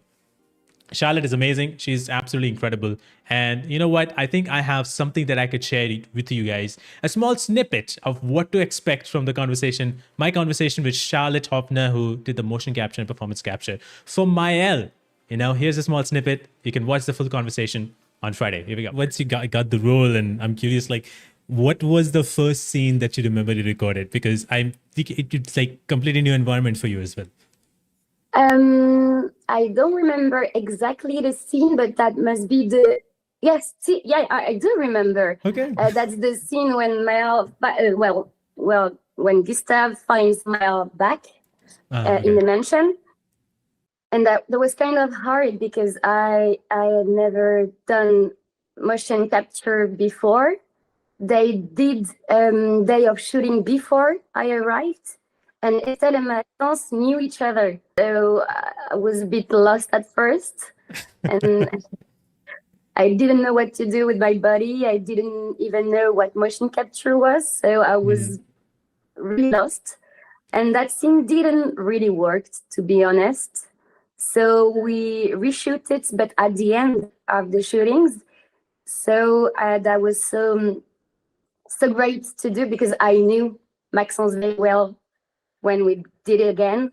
And that scene is one of the most beautiful and intense we had to shoot. So when we reshot it, I had the chance to act with Gustav again. Okay. With everything we've done because we shot the scenes in the order of the game. Right. So that was kind of nice that when we see each other and hug, it felt like Mael was seeing Gustav again, and that made us both cry.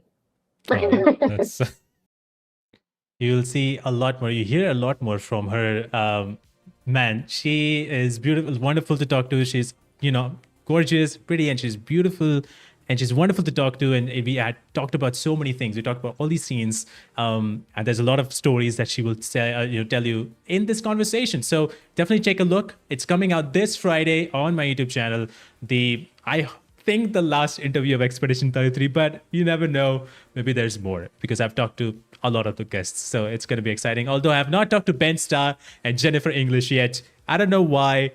I can't seem to get them. So, unfortunately, I believe they're not interested, which is completely fine. But these are the two guys that I've not yet talked to. But, you never say never, just saying. But yeah, I hope you guys enjoy that one when it comes out soon. But let's go on to the next award. And that is going to be one of the games or genres that I personally play from time to time. I'm not playing it too often, and that is multiplayer games. I don't know how many of you guys play multiplayer games, but I don't play too often.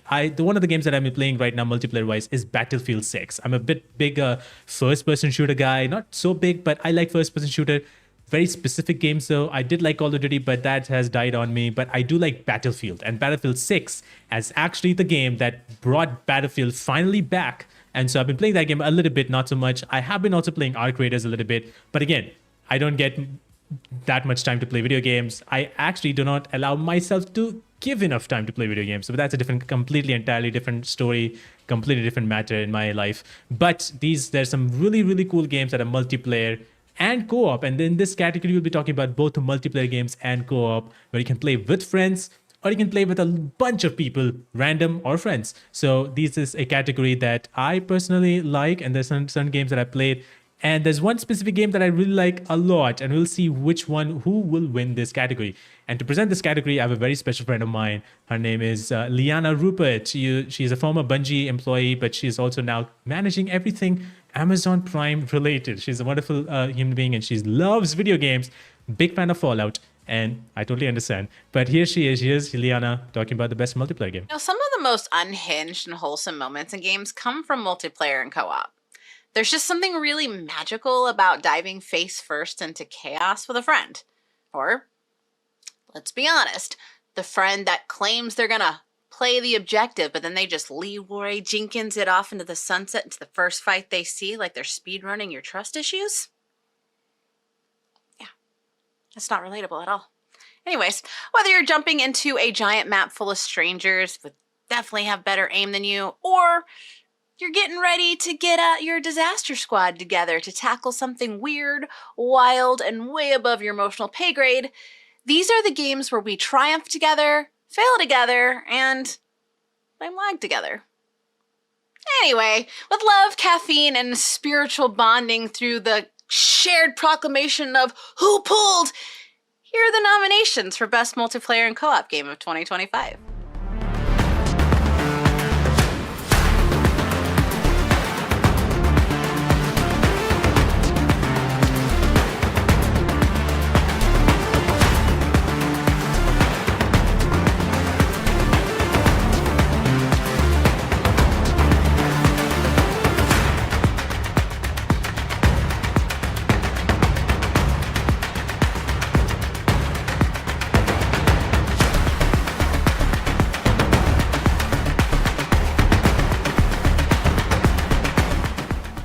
And the winner is Split Fiction. Massive congrats to this team, because apparently Chaos does love company, and nobody does Chaos as well as this team. Congratulations on your win. It is definitely deserved, and can't wait to see what you guys do next.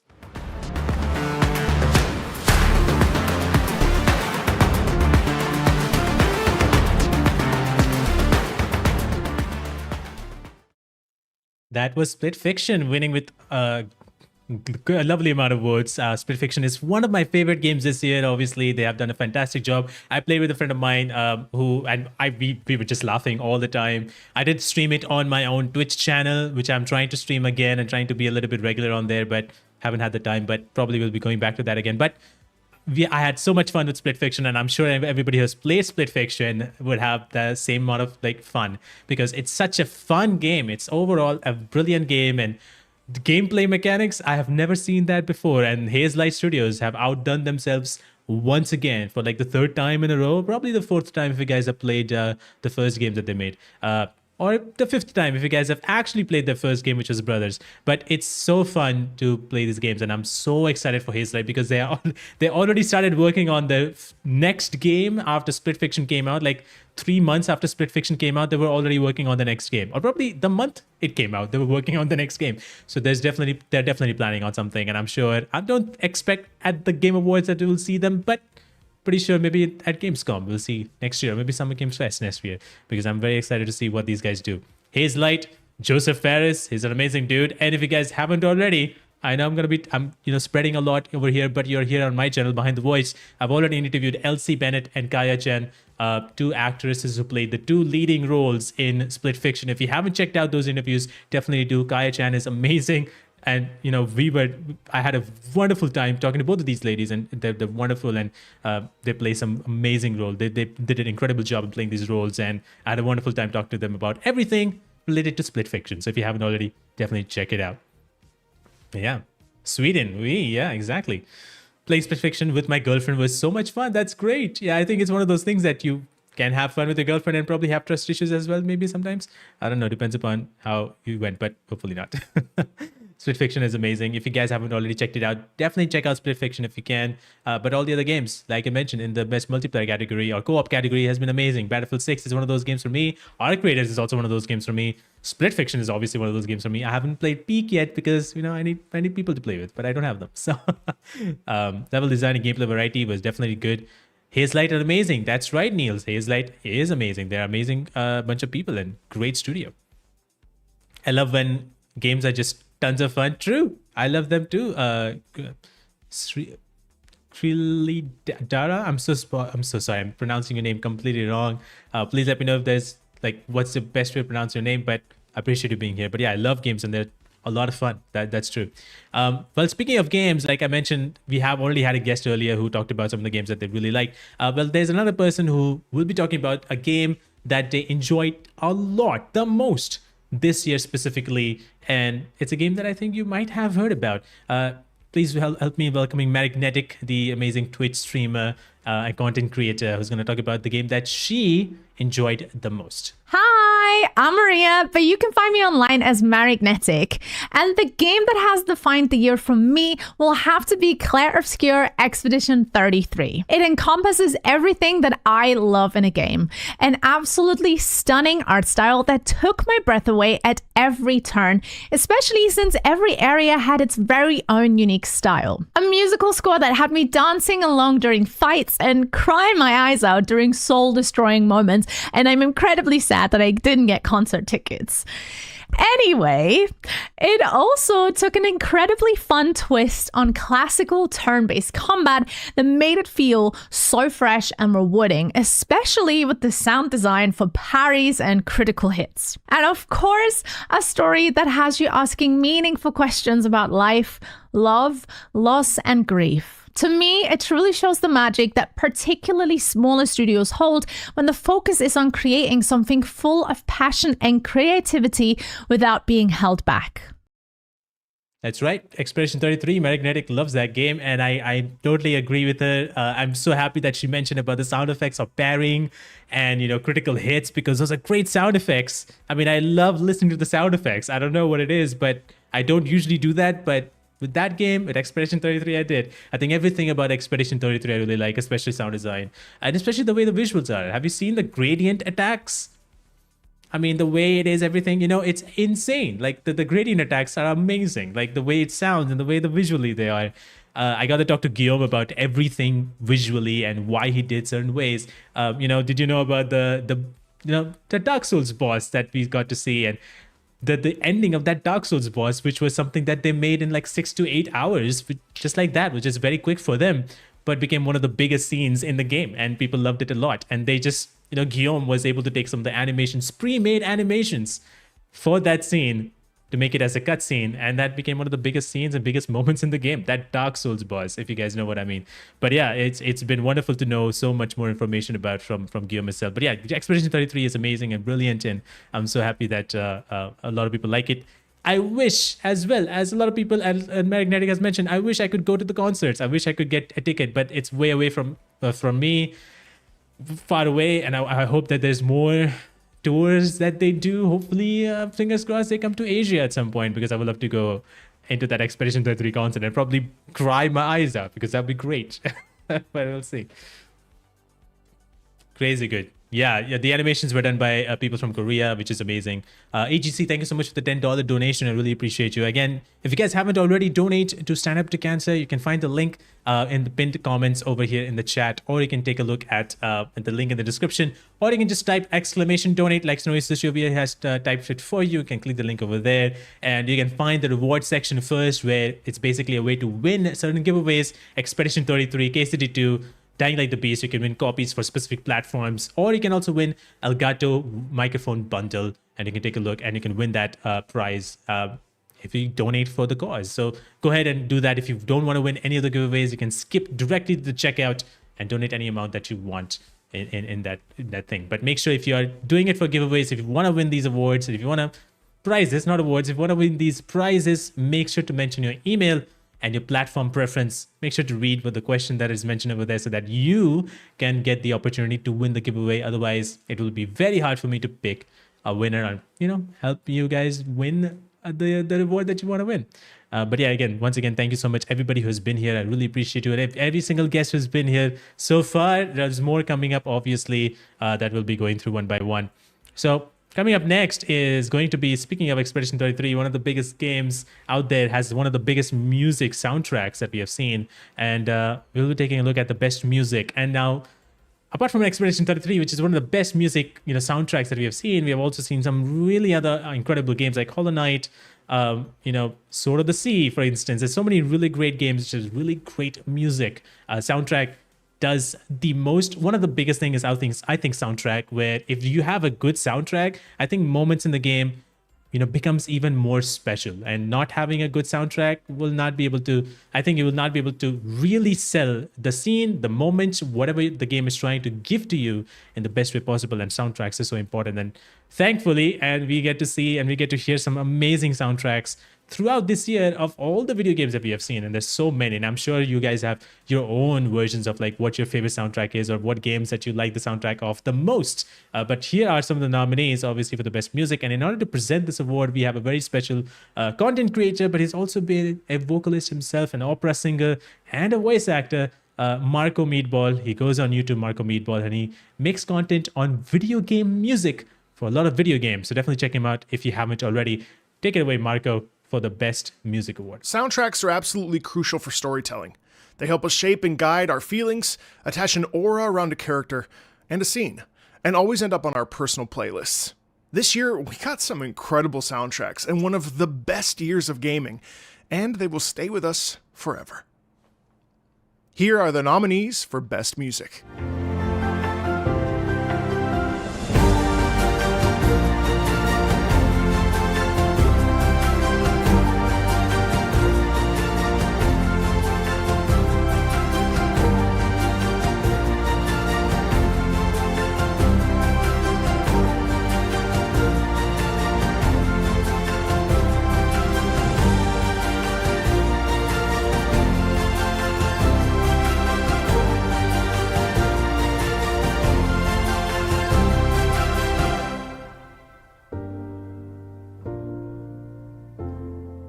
And the winner is Clair Obscur Expedition 33.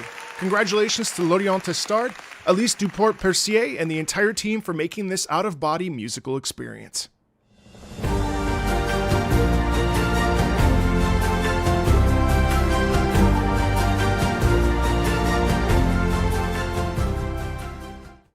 Congratulations to these. I mean, it's obvious at this point that Clair Obscur needs to win. But congratulations to Lorian and that team, and Alice, like how amazing she sings and how amazing the composition of every single soundtrack has been. It's incredible to see, and we all know it. I've been listening to the soundtrack, and I think everybody who's played the game has been listening to the soundtrack like almost every single day. I hope, like, I don't know about you guys, but I've been listening to those songs almost every single day. They're specific favorites of mine. What's the name? Une Via Piendre. I'm spelling that completely wrong, but that music, I listen to it all the time.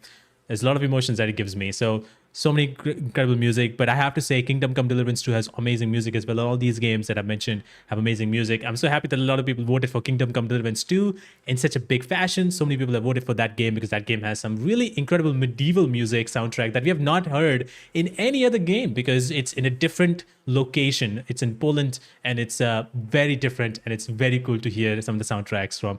It is the main menu soundtrack in Kingdom Come Deliverance 2 is incredible. So definitely a wonderful guys those guys are, and everybody in that nomination has been incredible. And there's so many other musical soundtracks that we've seen in so many different games. So make sure if you like a soundtrack of a very specific game, please do talk about them. Please do tag them on social media. Please let them know that you enjoyed their soundtracks that they made, that them and their team made. If you don't know who made them, you can just do a quick Google search and find out who were the composers, who are the vocalists, and anybody who helped make the soundtrack for that specific game. So definitely make sure to spread the awareness, spread the love. Apart from what games you like, spread the love for what music you like, because that's very important. Without that, we probably will not have any piece of media ever. So definitely do that.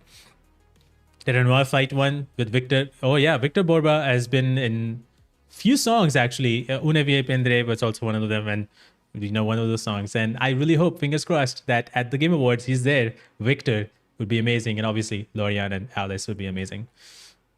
We Lost, of course. There's so many good songs in that game. Expedition 30. Can you believe that game has 100 soundtracks? It's insane. Chronos soundtrack is also very good. It's wonderful. There's a great music in some of the great games, especially horror games have sometimes great music. And speaking of great music, Silent Hill F, Akira has done it again. It's amazing music soundtrack with a Japanese hint to it and Japanese style to it. Amazing. I don't know how that guy does it. He's been doing that music for Silent Hill for such a long time, and he continues to do so. If you guys didn't know, fun fact, Akira was also the composer for Silent Hill, has been the composer for such a long time. He has also done the soundtrack for one of the Bloober games that I don't know if you guys knew about or know about is The Medium. That game came out in 2019. The Medium, it was also, the soundtrack was made by him, the Silent Hill composer, mostly known for Silent Hill. And, The Medium itself is such a great game. And if you didn't know, the lead actress who played the lead character in The Medium also played the lead character in Chronos: The New Dawn, Kelly Burke. And, she's amazing. She's absolutely incredible. Over 150 songs. Also, E33 has the lost art of storytelling within music. That's true. That's true. It does. It's insane. I love everything about it. Donkey Kong Bonanza does have a vibe. That's true. That's very true. Victor Victor never holds back. I don't know if you ever heard of Victor songs from Victor. He has never held back on any of the songs. He's just that incredible.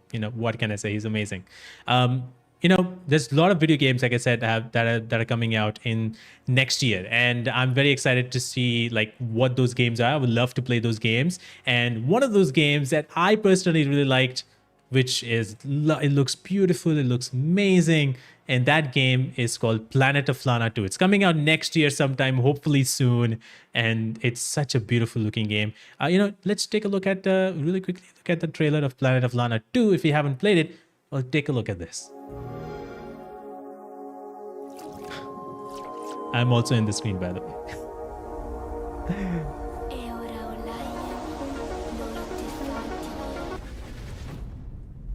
Novo.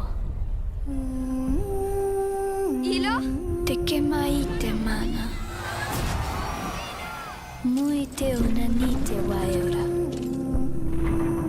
Dia. Novo tu alibemo iwalotaname. Ona utalima. Diefemo. Teonami.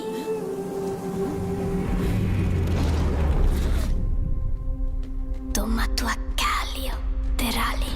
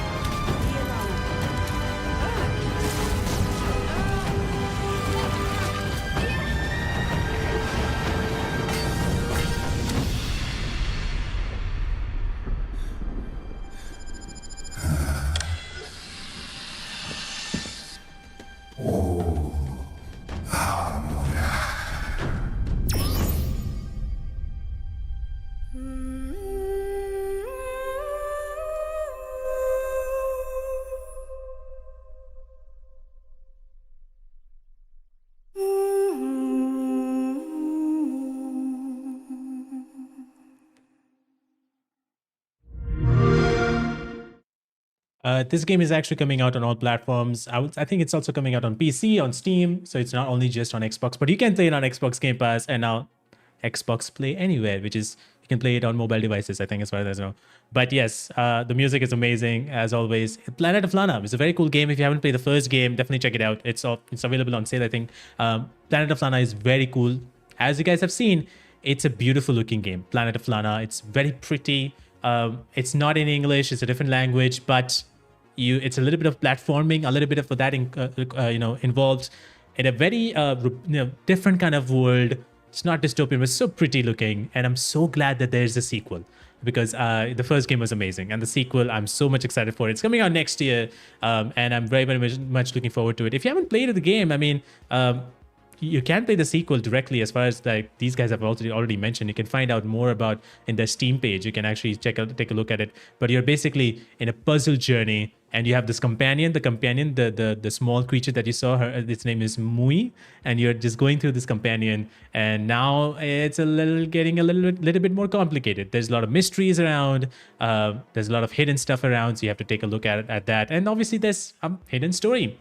Very interesting story. So yeah, there's a lot of things. They've evolved a lot of things in the gameplay as compared to the first game. Lana is a character that you are playing as, and Mui is a character that you sort of control at some points. So it's a very, very interesting game. You actually sort of tell Mui what to do, but it's a very, very fun and interesting game. So yeah, I hope you guys can check it out if you haven't already. Planet of Lana 1 is a good short indie game, that's true. But you know, I like the short games as well. So definitely take a look at that.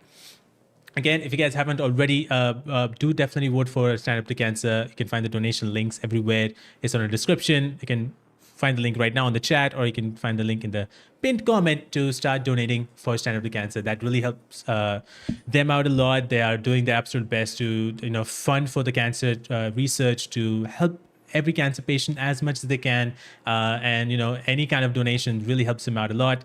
Any kind of research that they do for cancer, helps a lot of other individuals, and it really helps a lot of people who have been suffering and going through this. And these guys are doing their absolute best to make sure that these guys live the best lives as possible. And there's so many incredible stories from Stand Up to Cancer, and one we just shared about Kelly's, which is incredible. But here are some of the things that Stand Up to Cancer are doing, which are treatment that they're trying to focus on, and how much they've advanced in this treatment with the help of Stand Up to Cancer. So let's take a look at that. There are more than 200 different kinds of cancer. Each one is treated according to the type of cancer, stage of the disease, a specific genetic mutation that may be associated with the cancer, and so on. While surgery and radiation are often used, they are generally combined with other treatments. You and your doctor will decide the best way to treat your cancer based on the therapies currently available. You might also want to consider a clinical trial to gain access to therapies in development. To help you make your decision, let's look at some of the ways cancer is treated and how treatments are evolving. Learn more at standuptocancer.org/clinical trials.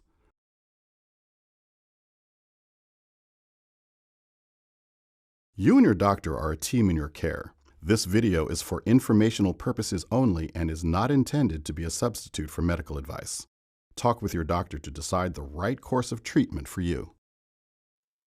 Definitely take a look at Stand Up to Cancer, standuptocancer.org. You get more information on how they're doing everything and what trials that they're doing and the success stories and everything in detail. And if you want to donate separately as well, you can go there and start donating there as well. But definitely do donate to Stand Up to Cancer. They're an amazing organization who are doing the best to help everybody as much as they can. And these guys are amazing. The people over here are amazing, and they do the best job that they can. So any donation, any amount really helps out a lot. So make sure you donate. And you can also get to win some giveaways. So that's always a win-win for a lot of people. But if you want to donate any amount, you can. If you can't, definitely share the live stream so that more people get to know about this show, and they can probably help donate if they can.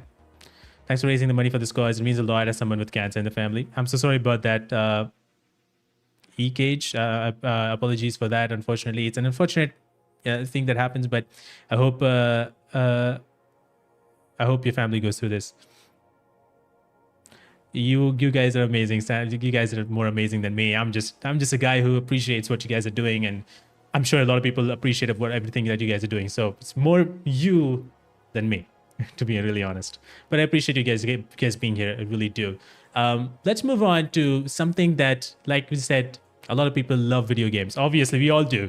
And a lot of people have their talent, specific talent, and the specific set of games that they like. Sometimes these games can go in the underrated category and maybe not so much talked about. Well, here are a couple of guys who'll be talking about the games that a lot of people might not be talking about. And these guys are, you might know these guys, you might know these people. They are from Kind of Funny Games. Please welcome Roger Pokormy and Snowbike Mike from Kind of Funny to talk about the games that they enjoyed this year. What is up, everybody? For the GameFest Game Awards, shout out my guy, Abby. I'm Roger. I'm Mike. And we're here to celebrate video games 2025, everything about gaming, and specifically some underrepresented gems and games that Mike and I are going to put on our lists, but we know it's not going to get a lot of play, so we wanted to send a video talking through some of the games that we really love, that we want to showcase. Mike, what's the number one game that you think is going to go unloved in the Game of the Year list? This year in January. Way back. Let me take you way back, everybody. This year in January, we got a great game. Sniper Elite Resistance dropped, and I fell in love with this game. Yeah. There is something going on right now. Something's in the water. Mm-hmm. The PvP mic is out right now, and it started in January with Sniper Elite Resistance online multiplayer. It is simple. It's a cat and mouse game. You jump into another person's game who is playing through the 11 missions in the campaign, and it is your goal to hunt them down and stop their progress in a normal campaign mission. Just really which appreciate. I love. I really appreciate that your love of this game is based upon going into other people's games Yes. and killing them, And ruining it. not just playing the game. Like, your connection to this game is broken. Like, that's not the way that most people You're play supposed this to game. ask, Mike, did you beat the campaign? I would say no. I've You only beat, spent... you beat the campaign through going to other people's campaigns and destroying it. So I've spent like 40 hours just playing this multiplayer mode alone. Have you which played is the my other Sniper absolute Elite favorite. games? I played Zombie Sniper Elite. I played a couple. Okay. It doesn't matter because remember, I think there's like 12 of them. So 7, I think. Yeah. Seven, yeah. you think? Yeah. That's it. That was a game. That was a game, Game showdown. Showdown. Question. That was a Game we'll have Showdown. to double check. We'll that. double check We'll that double answer. check that. We'll put it on the screen somewhere. But I fell in love with this mode. Yeah. Because once you start getting the repetition down, every time I would jump to different maps, I could identify where they spawned me, what checkpoint you would be at in the map of the progression of like the level, Yeah. and then I would go and find you. And I loved that. I would just run as fast as I could. I would locate. Would you where talk to them on the are. mic? No, there was no proximity. that test. sucks. That would. That's how you make it. That would have been crazy. They want $1 billion. That's what you do. Sniper Elite. Hit them up. This Producer. was so much fun though. Great game. It's got all the fun stuff with Sniper Elites that you love. The take a deep breath, zoom in, X-ray. snipe. We go into slow mo. We hit him with the X-ray. Yeah. The nuts explode. The head explodes. It's the greatest time around. Yeah. I loved this game. Nobody will put it on their list. Nobody. Nobody will talk about it at the end of the year. But the team behind Sniper Elite did a really good job on this one. Yeah, mine is something that actually I just recently fell in love with. A game that I cannot put down. And Mike, honestly, this is a you game. Tell me. This is a you game that Oh. if you want to just zone out and just be in bed and just go, this is the greatest experience ever, you know what I'm saying. Hyrule Warriors, Age of Imprisonment. Stop it. am obsessed with this game. I was playing Final Fantasy Tactics. I really enjoyed that game. Hit a wall, and I was like, man, maybe I hate video games. Maybe I don't want to play video games ever in my life again. And then I booted up Age of Imprisonment on a whim, and man, it is so fun. I am not one of these gamers that loves the Dynasty Warriors formula. Yeah. I think it's fine, right? Okay. Like they have some of that stuff in Yakuza. I think it's whatever. But the art style of this game, the way that they actually add on to the movesets, right? Like it's very simple. They show you a tree, right? Where it's like X, X, and then like it shows like if you press Y, then it does another special ability, X, X, then Y. They show that tree very early, right? So you understand it. Here's the combo. Here's the combo. But then the way they add on to it, right? Where like you start playing the game and, oh wow, I just unlocked a brand new upgrade to my basic. And then now I'm just, every time I'm playing this game, I'm experiencing a brand new animation that I've never seen before. It feels like it's so fresh and new. And honestly, it's a cheat code, right? Being able to have the Tears of the Kingdom formula and the sound effects and the characters and the monsters colors, but the game runs so smooth on a Switch 2. It is so fun. The story, which I know a lot of Zelda fans like Barrett Courtney, you know what I mean? Oh my gosh, I love Zelda so much. I don't really care for the Zelda, timeline or anything. It's like a nice little anime. It's a silly little stupid anime. It's exciting to see what, alternate universe this takes place in, even though it's technically in the same universe, whatever. That game is awesome. It doesn't get enough love, and I'm sure that it's not going to get into our top 10, but it should be, because that game is awesome. Oh. And people roll their eyes when I say... Clap it up for that. People Yeah, roll their clap it eyes up. when I say that I like this game, and they're like, oh, Roger fucking hit his head. I might have hit my head when I was a little baby, but that's not the reason I love this game. That's the reason I eat glue. Now you should try Dynasty Warriors Origins. Yeah, Give it a try, Brody. It doesn't have the sauce, bro. It's got the sauce. It don't got the sauce. Congratulations to Abi and the entire awards, and also shout out to Stand Up to Cancer. Hell yeah, let's donate some money, and have a good one. Thanks for having us. These guys are amazing. Mike and Roger from Kind of Funny, these guys are absolutely amazing, and they do have a lot of energy with them. Like they do love their very specific games, and I totally agree. Games that I have not played, actually, Sniper. I think I've played Sniper Elite, but not so much. I think I've watched it more than played it. But yeah, it's a very interesting thing. But yeah, these guys are amazing. Thank you to Kind of Funny and Roger and Mike specifically for being a part of the show and talking about the games that they loved and underrepresented games that they loved. So thank you for that. I just have to really quickly say that really quickly for somebody who has donated for the giveaway by the name Poor Nendu. Who have donated for or tried to entered for the giveaway for Dying Light, Elgato microphone, and the KCT2 giveaway. You have not mentioned for the video games KCT2 and Dying Light the Beast giveaways. You have not mentioned which platform would you like to win the video game giveaways for. So Poor Nendu, if you're in the chat or if you are still listening, please do mention in the chat if you can which platforms would you like to win the giveaway for. Again, if you guys are trying to donate for the giveaway, if you're trying to enter for the giveaway, and if you want to win a video game copy, you have to mention about which platform would you like to be winning this game on. They're mentioned in the particular question, so do mention which platform. That will help us out a lot in understanding which platform you want. Otherwise, you will not be able to be selected in the giveaway. So please make sure that you do mention a platform if you haven't already. For those of you who want to win the giveaway for any of the items, except the Elgato microphone, where you don't have to mention anything, you just email and your name. But yeah, for the video games, please do mention the platform. So if you're still here, Poor Nendu, I don't know if you're still here in the chat or not, but if you're here and if you haven't already, you have not mentioned the platform name, do let us know in the chat if you can. Otherwise, you will not be selected. I'm sorry about that. But yeah, that was these wonderful people from Kind of Funny Games, and these guys are amazing. If you guys don't know, they already almost every single day do live streams on their channel talking about the biggest news on video games, and they have I'm pretty sure they have their own top 10 thing coming up in the next few, probably next week maybe or something like that. So these guys are amazing, and these guys have always been incredible. Well, moving on to the next game, and this game next award, another game. Moving on to the next award is one of the games that a lot of people continue to play every single day. I think these are the games that keep on coming back over and over again with new content, new seasons, a lot of new things. And this is different than expansions. These are games that have been continuing for years, and people have been playing it non-stop ever since it came out. It could be 5 years old, it could be 10 years old, but these games have been, giving content over and over and over again.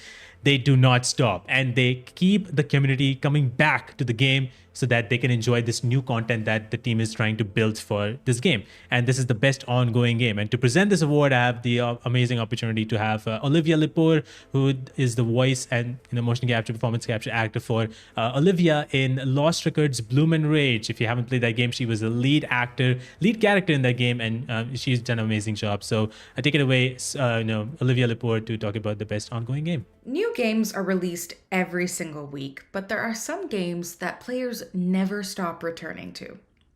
These games deliver new content each season with new updates, challenges, and storylines that take fans on a new journey. Players invest thousands of hours into these games, and each update gives them something new to look forward to. Here are the nominees for the best ongoing games.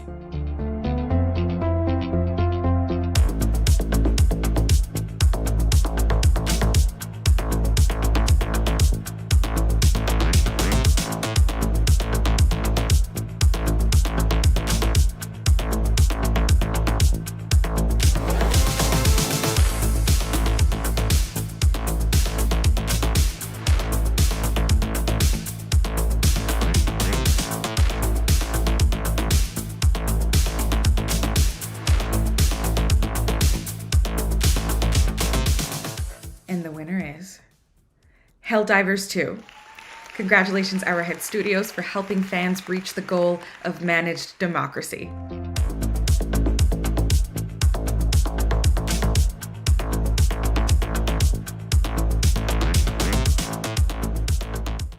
Helldivers 2 winning with over 44 awards, 44% awards, votes. I cannot speak, but Helldivers 2, such a great game. I love that game. I actually haven't played that game in the recent times. I would love to play that game, jump back into it, because they have always new content coming up. And you know, one of the things that I do with Helldivers is, I don't know if you guys do it, probably it's just me. I just, the dive option, I just dive from a little bit of a cliff. The reaction for the guy, for the person who dives, and the way that they react, the way the body just breaks, it's fun to watch. I don't know why I do that, but I do that.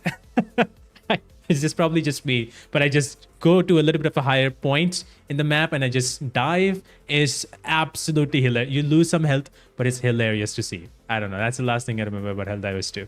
But yeah, all these games are amazing, and there's more games like Gashima said, Warframe. But there's so many different games that come out every single year, and that continues to go on. Marvel Rivals, for instance, that came out last year. It's been 1 year since Marvel Rivals came out, I think so.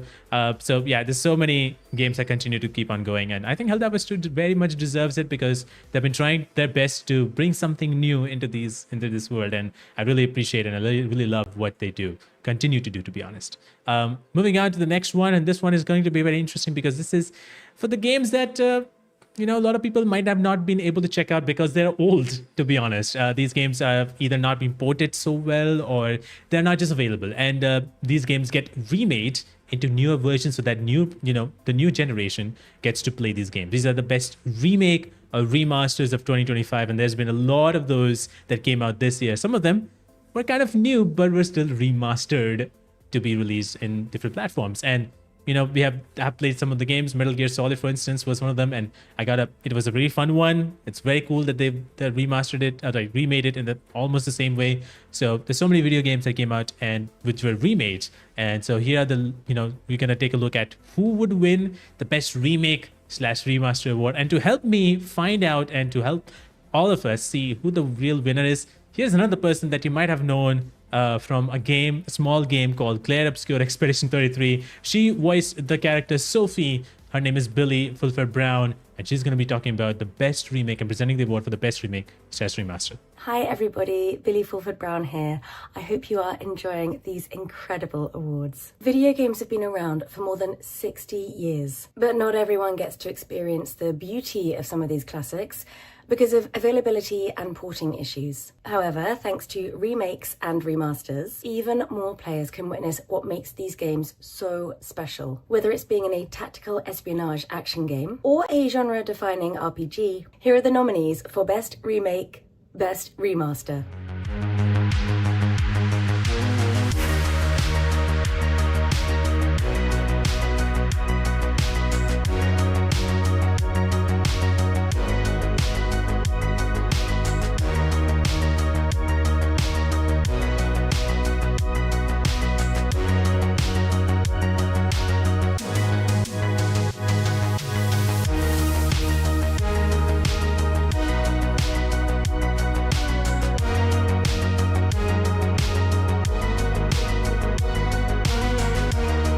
And the winner is The Elder Scrolls 4 Oblivion Remastered. Congratulations to Bethesda and Virtuous for bringing this classic game back.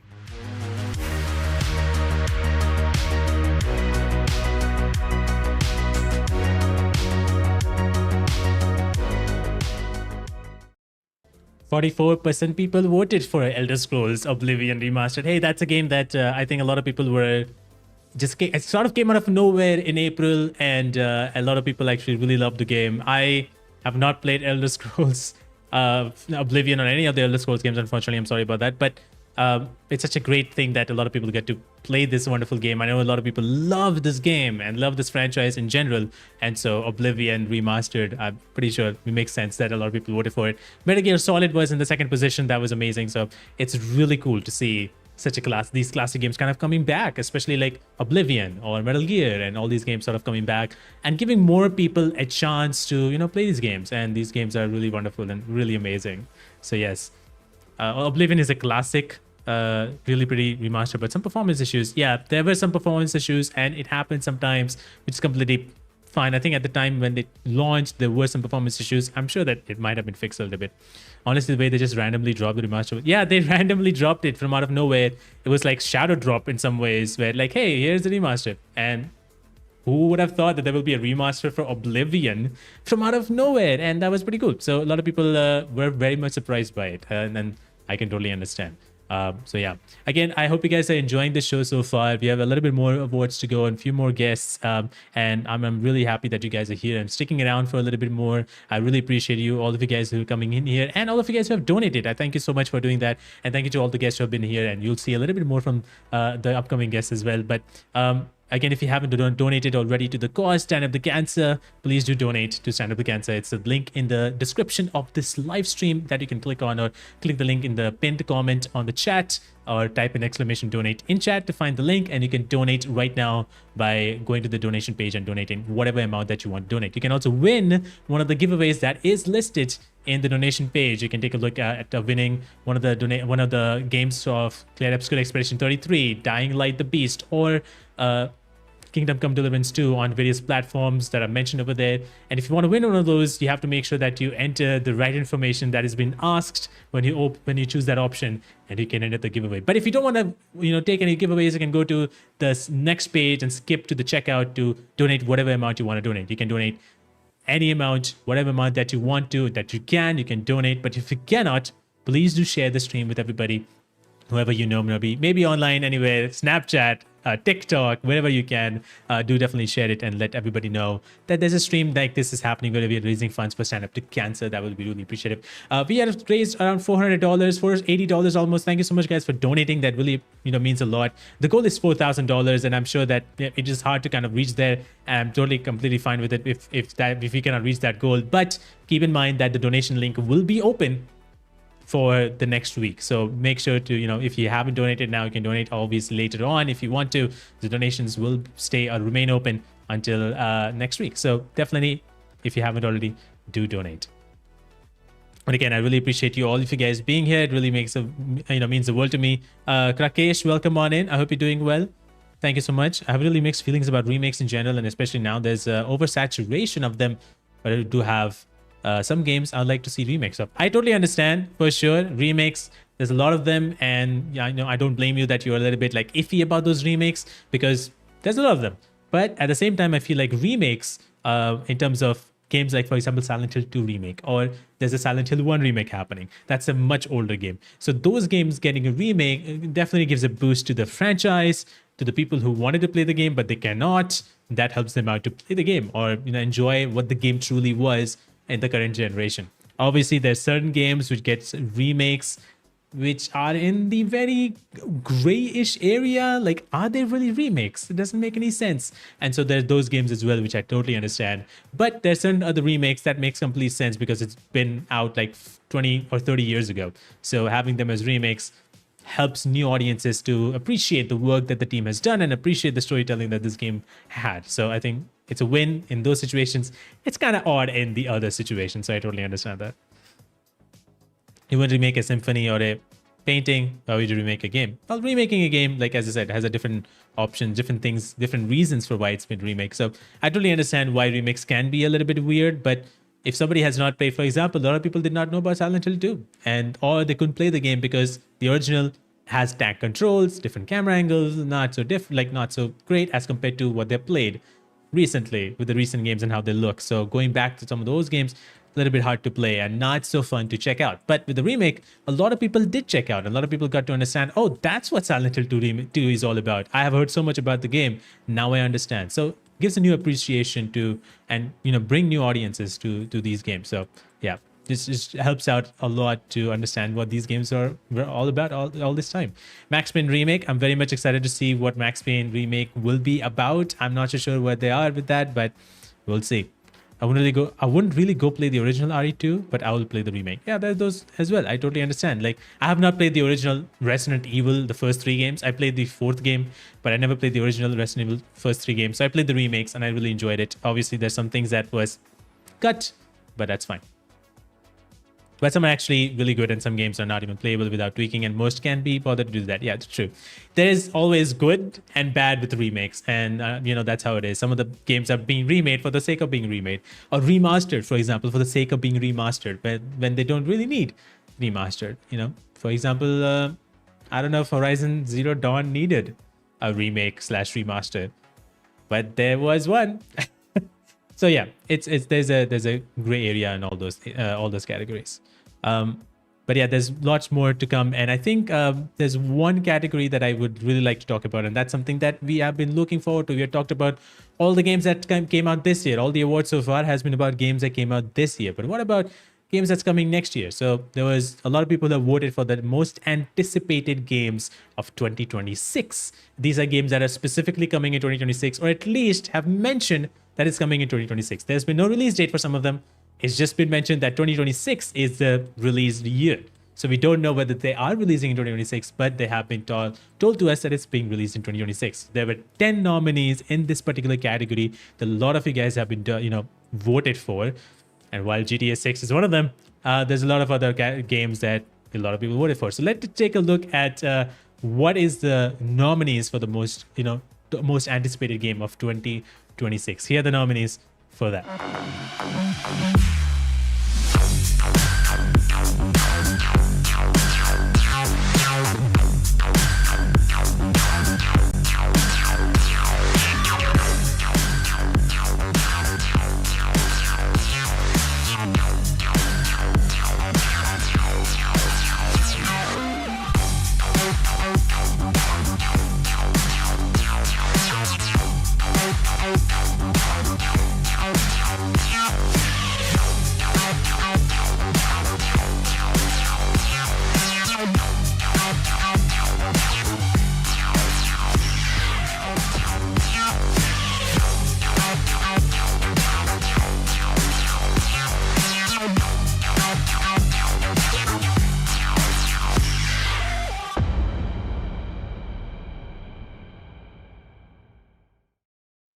That was the most anticipated nominees for the most anticipated game. I don't know, which games are you guys most anticipated, most, looking forward to next year? Do you guys have any specifics? I know a lot of people love GTA 6. I'm one of those guys who is not so excited for GTA 6, but what about you guys? I know 007 for Snav, GTA 6 for Dinter, I know somebody else also mentioned GTA 6. Kakesh mentioned GTA 6. I'm so hyped for that. RE9, I'm so happy you mentioned that. RE9. Onimusha, that's great. Roshi says Arc 4? Interesting. 007 Blood of Dawnwalker. I know a lot of people are interested in that because those are Witcher guys. So that's going to be interesting to see how it's going to be. But what about Mouse PI for Hire? Dracula, you're amazing. Mouse PI for Hire. I'm very much looking forward to it. There's Troy Baker in the game. Who knew? Troy Baker is in everywhere, in every single game. So yes, I'm very much looking forward to Mouse PI for Hire. I've been looking for their videos for a long time, so I'm really excited. Hopefully we get a release date. But what about what you guys voted? Because a lot of you guys have voted for different categories. Let's take a look at top 5 most anticipated game. We had 10 games in there in the most anticipated nominees. But here is the countdown of the top 5. We're now going to select one winner. We're going to see what is the top 5 most anticipated game out of all the nominees. So let's take a look at that. In number 5.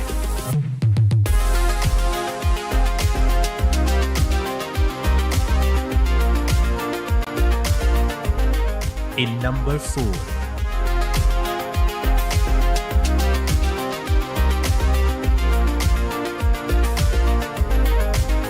In number 3.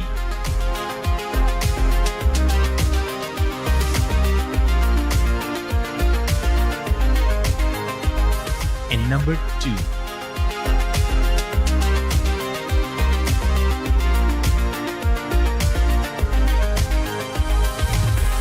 And in number 1.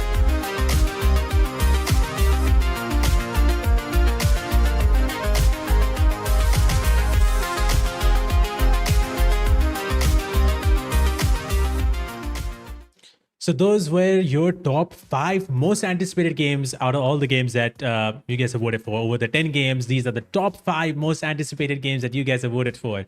I'm so happy to see that Lego Batman was one of those games because I'm looking forward to that game. Lego Batman is like a celebration of all Batman movies that we have seen so far. It's a brilliant thing to see, and I'm very much excited for it.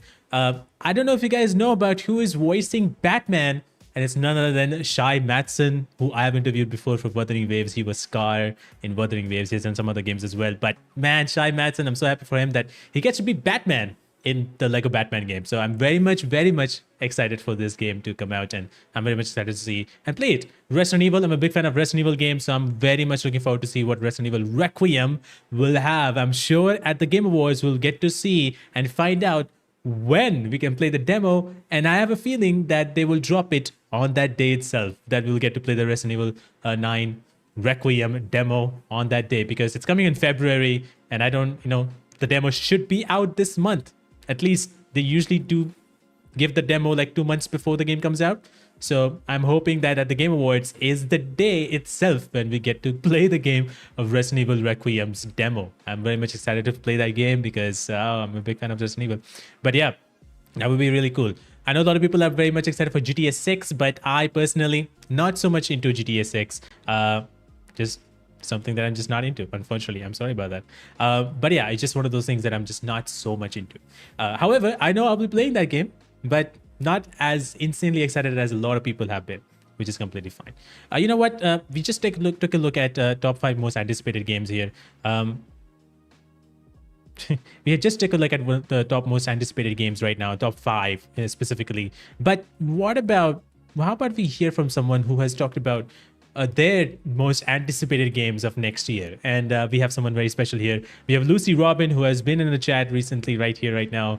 Lucy Robin, who's a wonderful streamer, content creator, and she's going to talk about her most anticipated games that she is looking forward to in 2026. Hey everyone, it's Lucy. I hope you're having a wonderful evening so far celebrating the GameFest Game Awards 2025. I'm here to tell you my 3 most anticipated games for 2026, so let's get into it.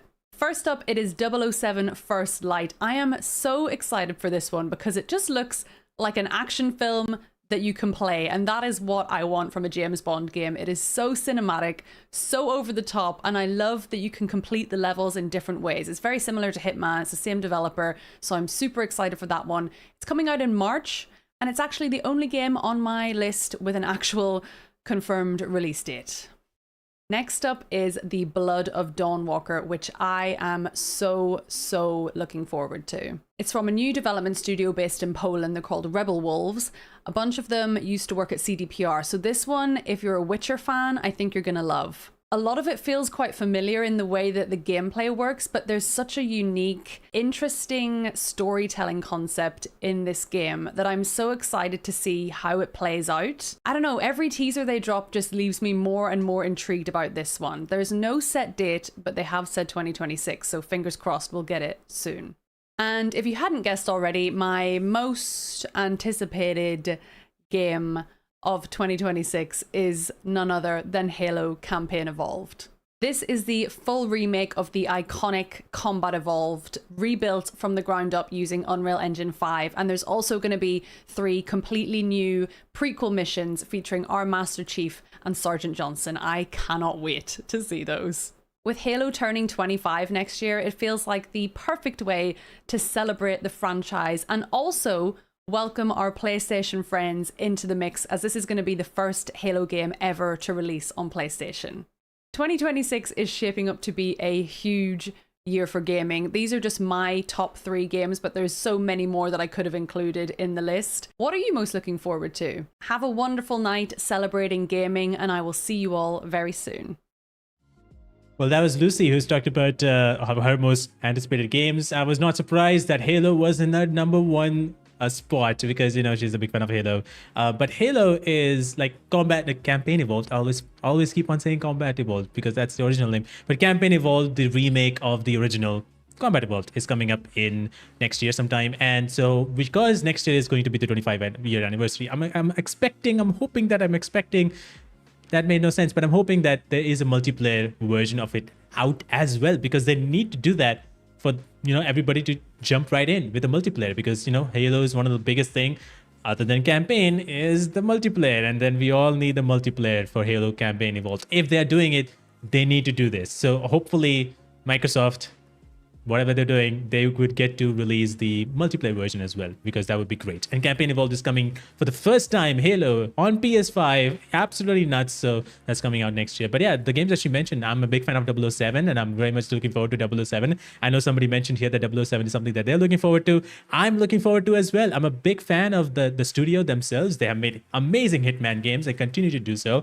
They continue to bring some of the best things in Hitman. And so I'm super looking forward to see what 007 is going to be like. Because if anybody can make a James Bond game, it's them. It's the IOI studios. They have the tools. They have already done it. So 007, I'm looking forward to it.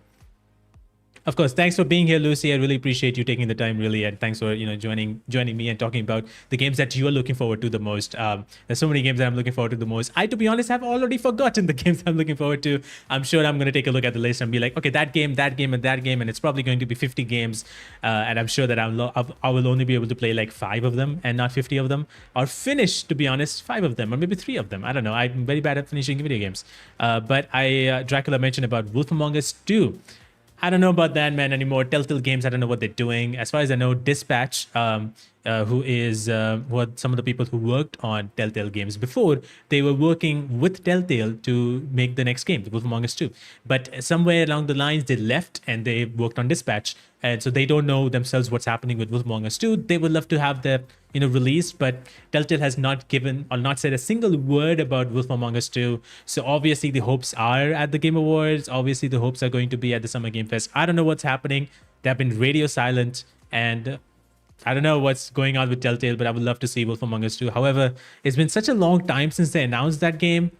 I am very scared that that game is not going to be that good when it kind of comes out. So I don't know. I have my hopes a little bit up. Not keeping it that high. I'm keeping it like 20% hopes. So we'll see. We'll see. It will be disappointing. Yeah, it would be disappointing without multiplayer. So I would like for multiplayer to be there. It makes complete sense for the 25th anniversary to have multiplayer. It makes complete sense. So yeah, that would be very nice to have. So Research just mentioned about something that if anybody who's doing a giveaway is trying to be get into the giveaway of one of the video games and Elgato microphones, please do mention with terms of video games what platform that you want the giveaway, like who you want to win this giveaway on. If you don't mention the platform, unfortunately, you will not be able to you'll not be entering the giveaway. You have to mention your platform. That way we can decide if you can win or not, because without mentioning the platform, it's very hard. And so please do make sure that you have mentioned a platform. There's been a couple of people who have not mentioned the platform. So unfortunately, there's not much I can do. Do read the questions that have been asked when you're trying to select for the giveaway option in the donation tab, and definitely take a look at what the question is.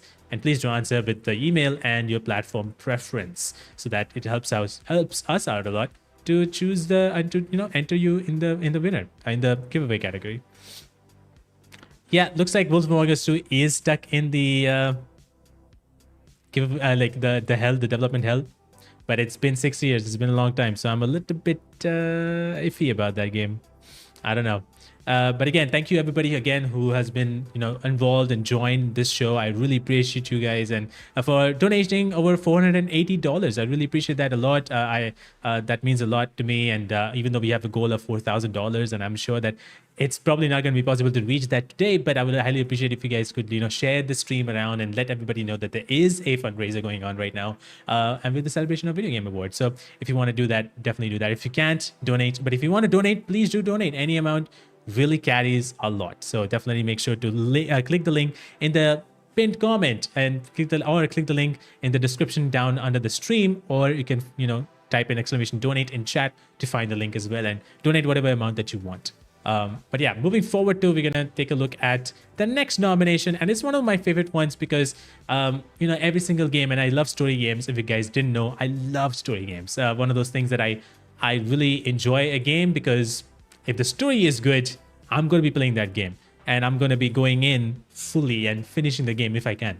And that is thanks to the storytelling, but also thanks to the actors who get to play and get to portray these roles. And what we're going to be taking a look at is the best lead actor in 2025. And there's been some really cool games that came out, and these actors have done a phenomenal job and continue to do so. And so in order to present the best lead actor award, I have a very incredible, friend of mine at this point. It's very weird to say that he's a friend, but I think he is. You have seen him in one of the most iconic franchises of all time. I recently talked about that name, and I'm looking forward to the next game that's coming up in February. He is Nick Apostolitis. You have seen him as Leon Kennedy in Resident Evil 2 and Resident Evil 4 Remix. Take it away, Leon. Hey everybody, Nick Apostolitis here.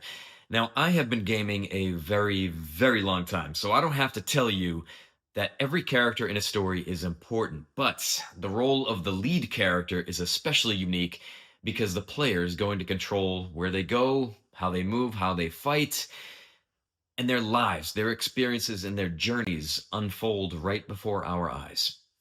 The brilliant actors in this category were able to give everything they had to portray their role and make their characters truly unforgettable.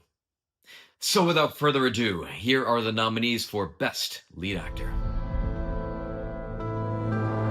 Mark von Aulitz is next. You know, if you just shut up and done some work, we'd have coin by now and be on our way to the castle, but no. We're better to have honor than to sneak up and ambush people from hiding. I saw it. The white-haired man and this woman. The paintress, Manuel. They will pay. Just want you to understand what this canvas means to me. Truth is, there is no good way out of this mess. I'm becoming more and more of a Renaissance man on this mission. We haven't done anything wrong. Why should we be afraid? My name is Atsu. Our family was murdered, and all you care about is playing samurai. I will find you. Do you think it could be some dream we're having? I can't. It hurts. It hurts. It hurts. It hurts. As long as we're together, we're safe. I'm not gonna hold back. I'll never forget this.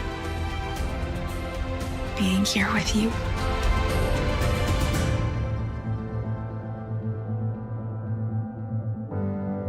And the winner is...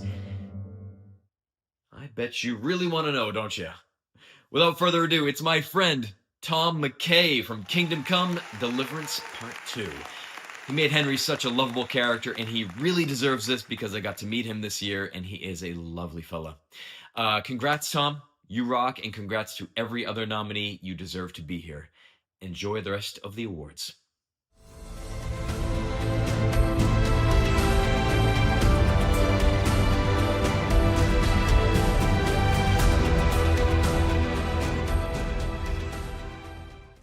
%47% people voted for Tom McKay. I'm so happy for this guy.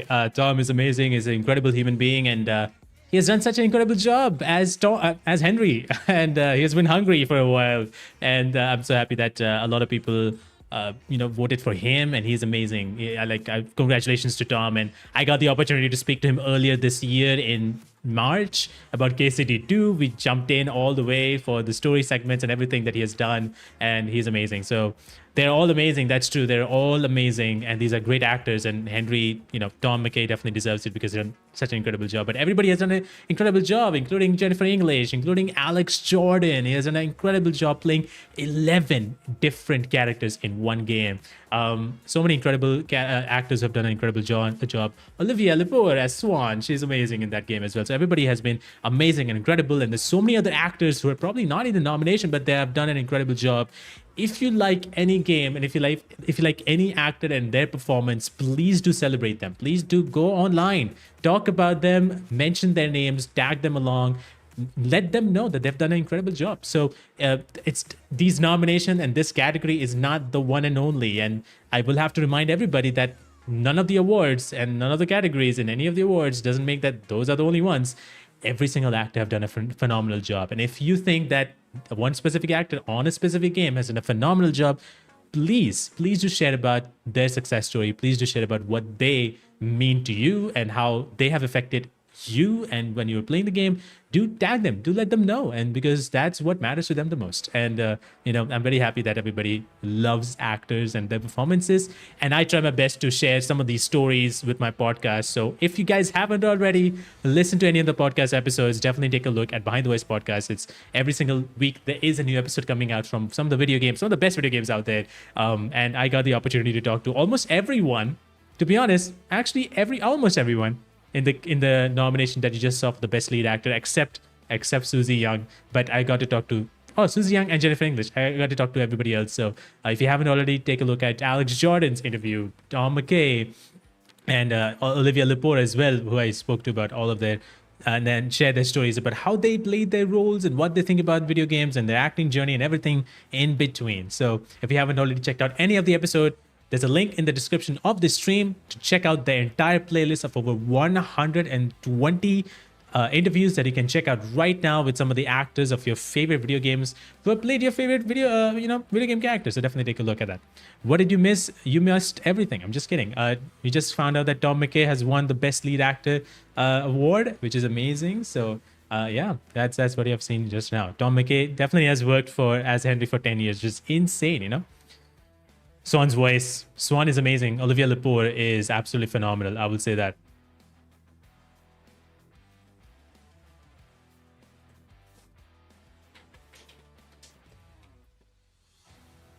But yeah, Tom McKay is absolutely amazing, and he's just the best. Just got off work. Awesome. Thank you so much for being here. I can't wait for KCD2, but I still need to finish the first one. I completely understand. And I know somebody was playing KCD2 right now as we were watching. TMJ. I hope you like it, KCD2. I hope you're liking it. Congratulations to Tom. Again, I just want to say once again, thank you all of you guys for being here. It's been amazing. And if you guys haven't already, please do donate to Stand Up the Cancer. That's the biggest reason why this award show even exists. And without your guys' support, it wouldn't have been possible. So,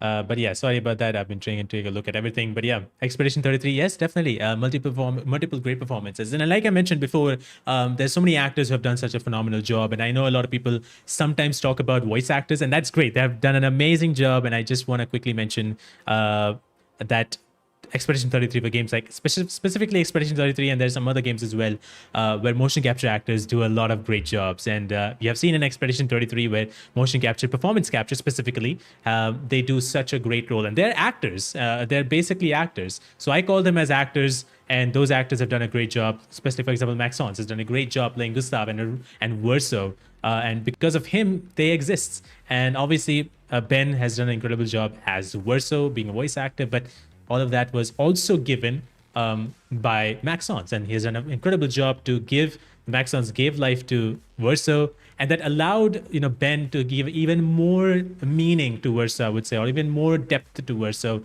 So it's a collaboration. There's not one better than the other. Do not do that. Please do respect everyone. A voice actor has a very important role. A motion capture, performance capture actor has a very important role. So they are playing the roles because of which you like their performances, because of which they connect with you. And so I would say celebrate everyone.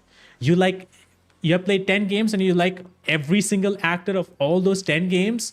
Please list them out. Please tag them and please celebrate them. Please talk about them. And please let them know that they've done an incredible job, and then that they have changed your life, and they've impacted these games have impacted your life. And so please let them know. Letting them know is the biggest thing than awards, I would say. But that's just me. But since we just went through the best lead actor, what about the best supporting actor?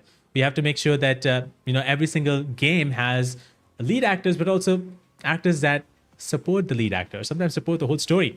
And these characters are incredible, and the actors who play these characters are also amazing. And this year we had, I think every single story needs that supporting actor, needs that supporting character as well, to make sure that the story has something more to it.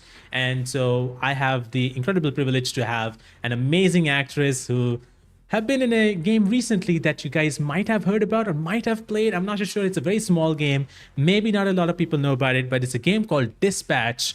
And she has played or voiced the role of Coop or Coupe. I don't know why some people call it Coop, but the voice of Coupe, her name is Mayana Baron, and she is going to be presenting the award for Best Supporting Actor. In every story, we follow a lead character and by extension, a lead actor. But without a supporting cast of characters behind them, we would never have the memorable stories we get to enjoy each and every year.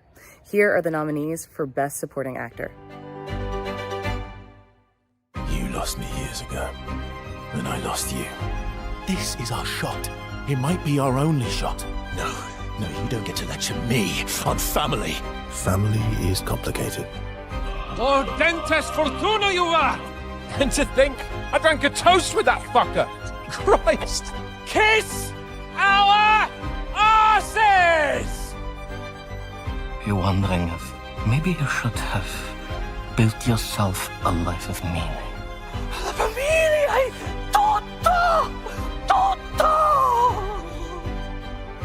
My name is Kat Michelson. We're gonna be the real deal. We're bloomin' rage, and this is our song! I knew I felt something here. I'm sure it's the curse. I watched that tree burn. How did you escape? The showman would say, a wolf cannot be tamed. Bring me her head, not excuses. Bonjour, mes amis. I too am. But I'm also wee.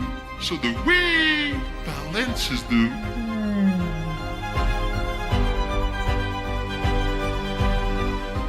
And the winner is Luke Dale from Kingdom Come Deliverance 2. Congratulations, Luke. Thank you so much for bringing such a wonderful and witty character to life.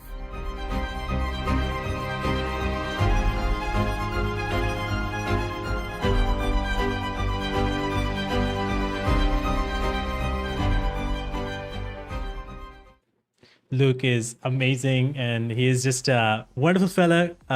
Luke Dale, the guy who plays Lord Hans Capon, and he lives Lord Hans Capon in his everyday life. Kingdom Come Deliverance 2 is an amazing guy, and got to speak to him earlier this year as well about all things KCD2, and he's amazing. And so congratulations to Luke. He's done an incredible job. That character is very interesting, and I love what he was able to bring to that character, because it feels like it's him. And once you play it, you know how he is. Again, I have to mention that everybody in the nominees were incredible. At the same time, to an extent it as well to all the motion capture actors as well. They're also incredible. So like I mentioned, if you like certain actors who have played certain characters, do mention it, do tag them, do let them know about what they like, what they didn't like, and everything. Do celebrate them online, social media. That's the biggest thing. So yes, I haven't seen him in a while in this game. Still in the first act. Yeah, I mean, he's playing a lot of different video games. Luke Dale is also doing live streams on YouTube. I think currently he's playing Horizon Zero Dawn, as far as I know. So he's streaming right now as we speak. I think he's streaming right now as we speak. So he's doing that as well. So yeah, congratulations to Luke. He's absolutely incredible and absolutely amazing. Silent Hill F did win something, Moonflows, and it won Best Horror Game. So that's the one that that's the one it won. Losing a rock is better than having a rock. That's true. That's a great line. I love that line from SK. It's so cool. But yeah, congratulations to these games. It's absolutely incredible. And, depending upon the votes, like is mentioned, Luke Dale got a lot of votes over there. Like I said, again, if you haven't donated already to Stand Up to Cancer, please do donate right now by clicking the link over there in the chat, or you can click the link at the pinned comment or go to the link in the description. It's all the same link. You can go there and start donating right now. Whatever amount that you want to donate, please do donate. And you can also have the opportunity to win one of the giveaways. You can select one of the giveaways in the list over there, and please mention the platform and your email if you want to win one of the video games, or if you want to win the Elgato microphone bundle. You can just mention your name and your email and donate whatever amount you want to donate to enter the giveaway. But if you want to just donate, you can just skip everything and just go for the donation page, the checkout page, and donate whatever amount you want to donate. So again, thank you for everybody who's been here. There's one more award that we still have to go. But before we go towards that, there's one more guest who would like to talk about some of the games that they liked this year. Another creator that I recently got to know on social media. And thanks to him, he has been talking about games, news, and everything almost on a daily on all platforms like TikTok, Instagram, wherever you can find him. And he's amazing. He's a great fan of FPS games. So here is Sam, Jampack Sam, as he goes online to talk about his games that he loved this year. Hey, I'm Jam-Packed Sam, a content creator on YouTube, Instagram, TikTok, and I cover a ton of different stuff in the gaming world. And I also may or may not have been in the Battlefield 6 trailer, allegedly. I've been dialed into the gaming world for as long as I can remember, and 2025 has been one of the best years we've had in a while. I've been digging into a ton of different stuff. I've got my FPS fix with Battlefield 6 and some Black Ops 7. Ball X Pit is my favorite indie of the year with that Vampire Survivors and Breakout combination. Ninja Gaiden is back after more than a decade with Ninja Gaiden 4. Very good game there. I've gotten the FPS fix with Battlefield 6 and Black Ops 7. Ball X Pit is my favorite indie of the year with that Vampire Survivors and Breakout combination. Ninja Gaiden is back after more than a decade with Ninja Gaiden 4. Really good game. And I also can't ever skip out on the nostalgia. Gears of War got a fresh coat of paint with Gears of War Reloaded. And for the PlayStation fans, welcome to the party. Plus Tony Hawk's Pro Skater 3 and 4 brought back some of that classic skateboarding action. Had to dive into that. Of course, we can't forget about the games that have just kept on going. We've had Halo Infinite passes to grind. Assassin's Creed Shadows sucked up a ton of my time in March, but then kept things going with updates and free content drops. I'm also not afraid to admit, spent a ton of time playing Fortnite Blitz on the go. Don't knock it till you try it. Actually, a super solid little game. And there's still so much I need to play. Borderlands 4, The Outer Worlds 2, Dispatch looks absolutely fantastic. The Alters, Ghost of Yotei. I've got a ton on the roster for the holiday season, but this year has just brought a little bit of something for everyone. And we're looking at a stacked year for 2026 with plenty of games already on the roster, including Grand Theft Auto 6 after more than 10 years, but there's never been a bad time to look back and celebrate how good of a year we've already had. And 2025 for me will go down in the record books as one of the best for sure. That was Jam-Packed Sam.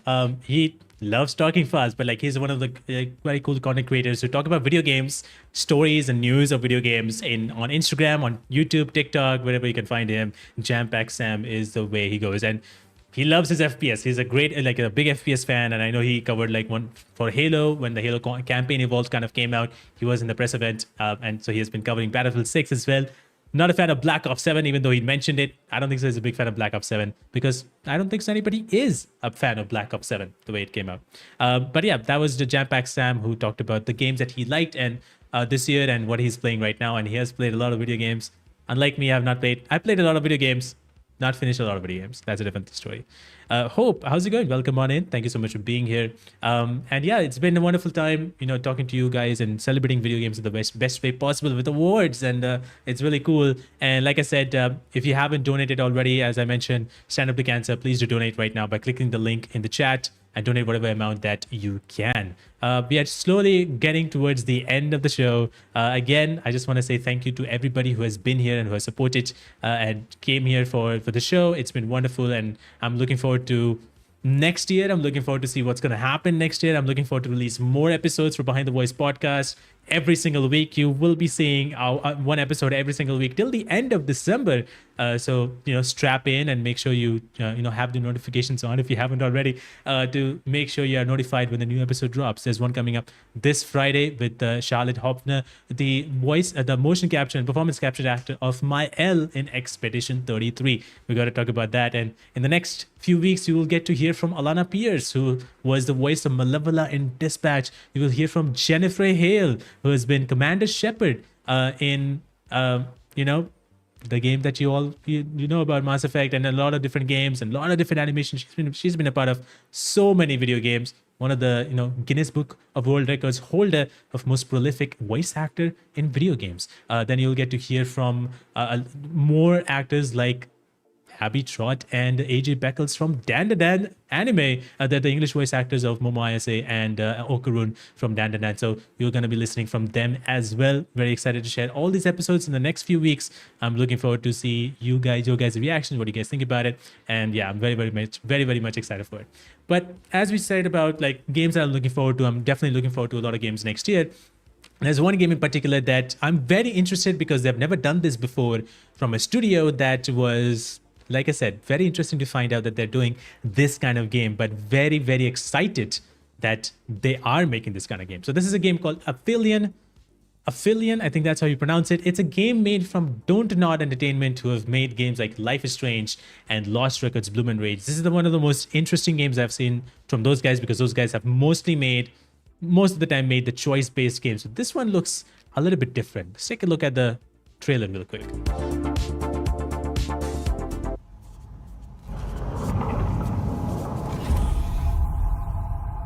Hello?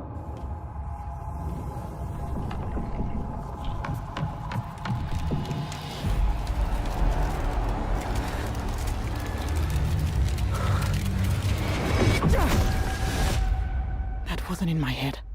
There is something here.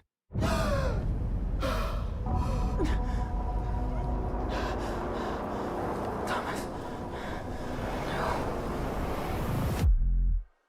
Mission Control. The Hope 1 shuttle has crashed on Persephone. I lost contact with Dr. Montclair.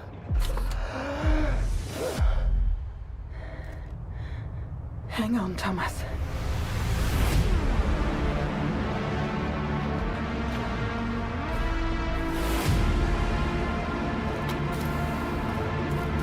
I got this. Oh, shit.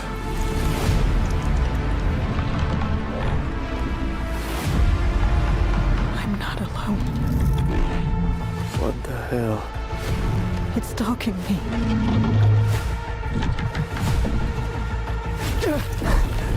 Crap, no!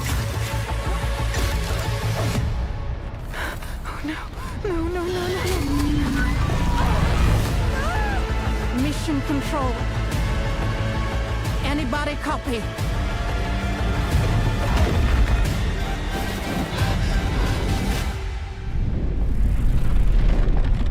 Holy shit.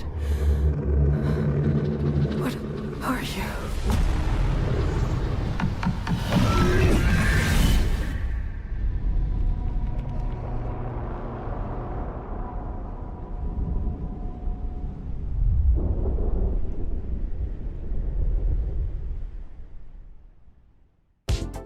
I think these are some of the games that you need to look out for. Alien is one like hell of a game that I'm looking forward to as well. It's like a very fun, very new looking game from Don't Not Entertainment, and you know, like I think this is going to be also choice based for sure, but there's a lot of extra gameplay elements, and very interested to see what's happening in space and whatever planet they're in. So very much looking forward to. Yeah, it looks very amazing, and I'm excited. I'm excited to see what's going to happen in this particular game, and this is going to be very, very fun.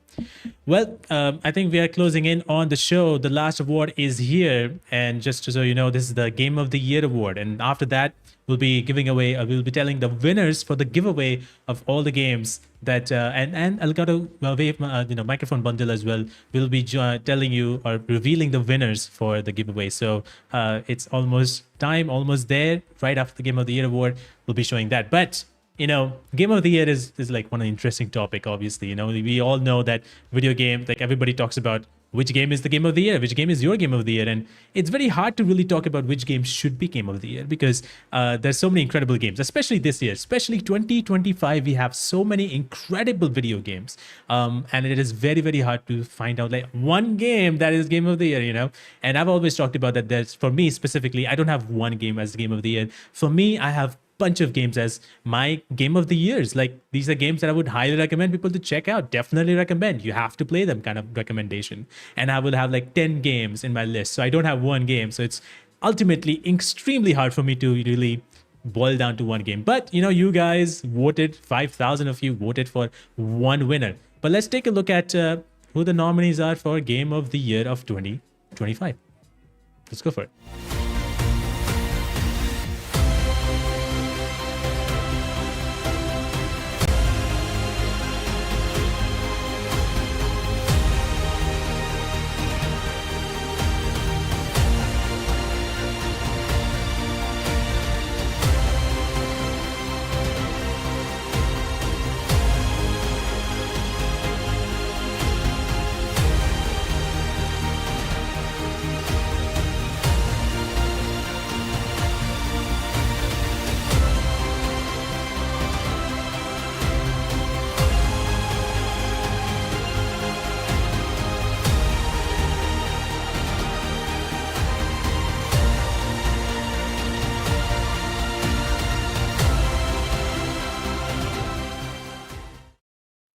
Well, who do you think is going to be winning? Those are all the nominations that we have for Game of the Year. Who do you think should be winning it? Do you guys have any idea?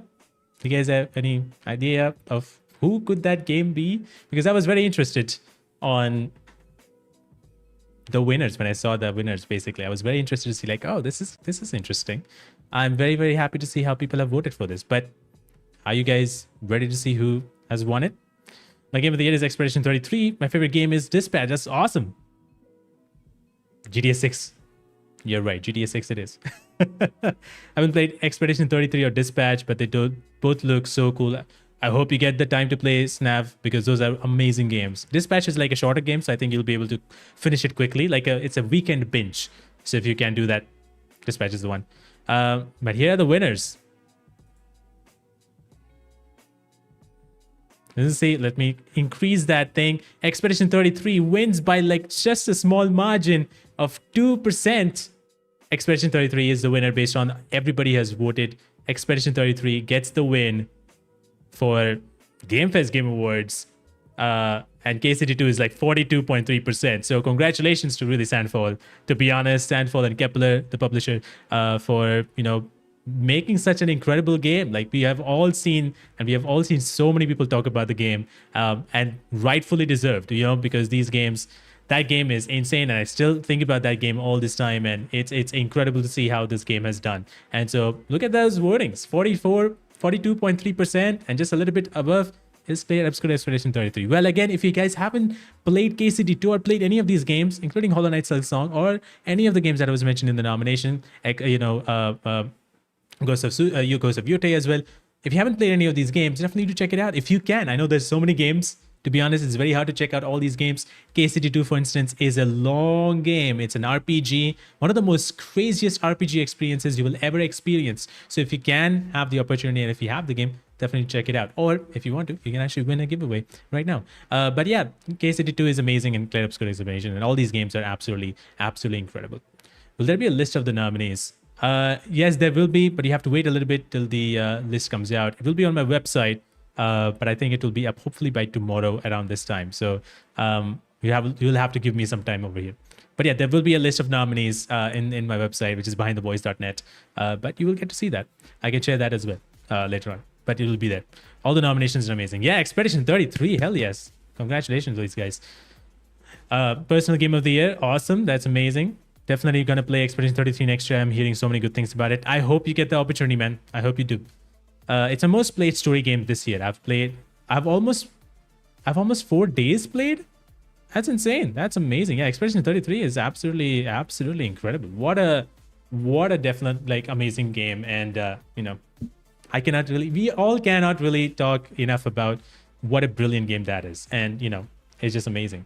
Well, I just want to quickly say thank you everybody who has joined this show today. I really appreciate you guys. But before you guys leave, I do have to share the results of who won the giveaway. So we'll be taking a look at who will be winning. But so give me some bit of time so that I can set this up and I can share you the winners of the giveaway.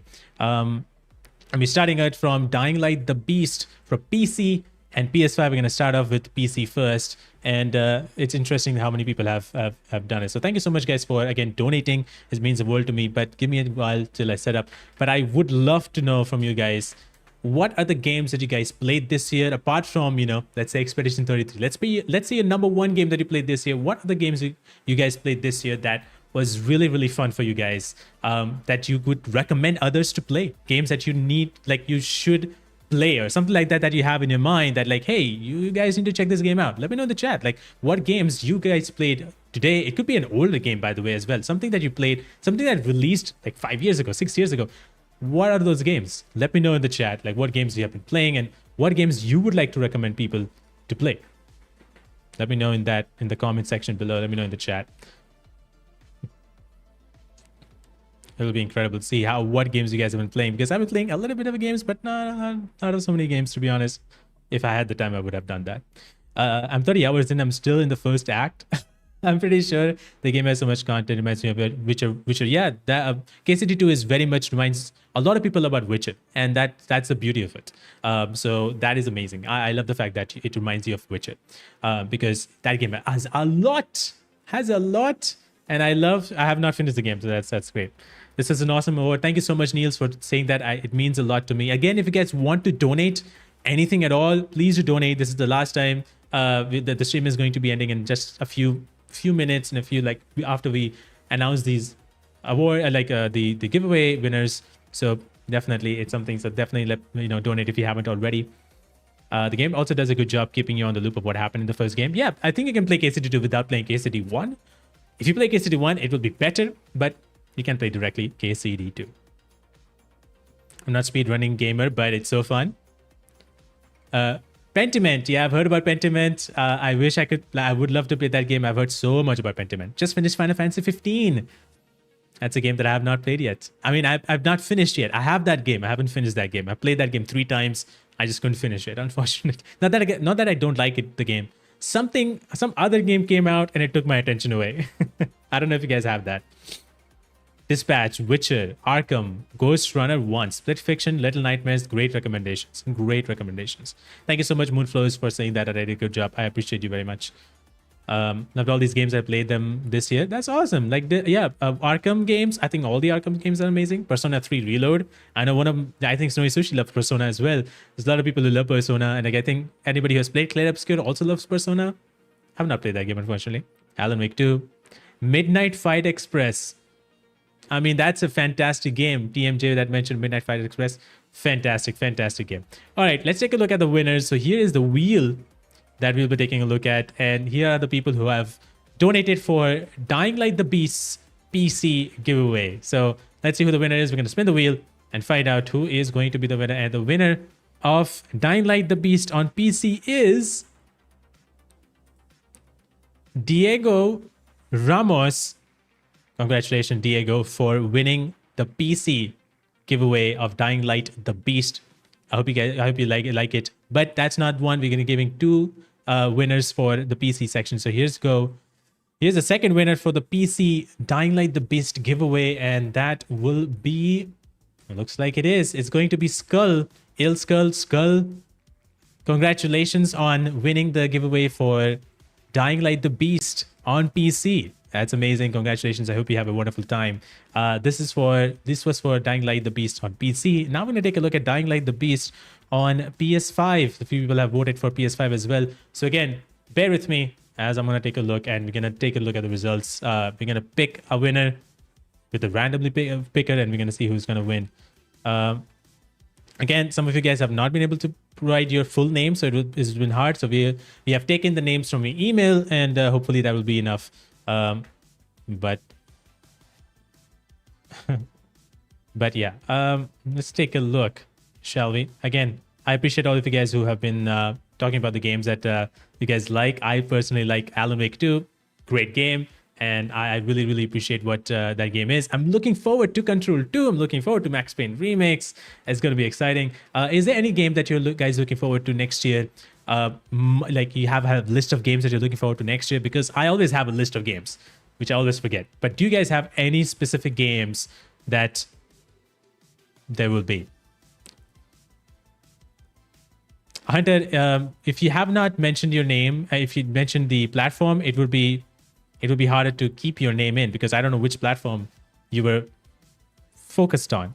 So if you have mentioned, if you can mention the platform right now, please do mention it, because that way Snowy Sushi over here, who's my mod, can help out and set things up. So if you haven't mentioned the platform name, so please do mention the platform name. Can you also mention, since I mentioned PS5 Hunter, can you mention which region you're in? Because the PS5 is region locked, so you have to mention whether you are from US or in the Europe region, US or EU. If you can mention that way I can help you set up particular key.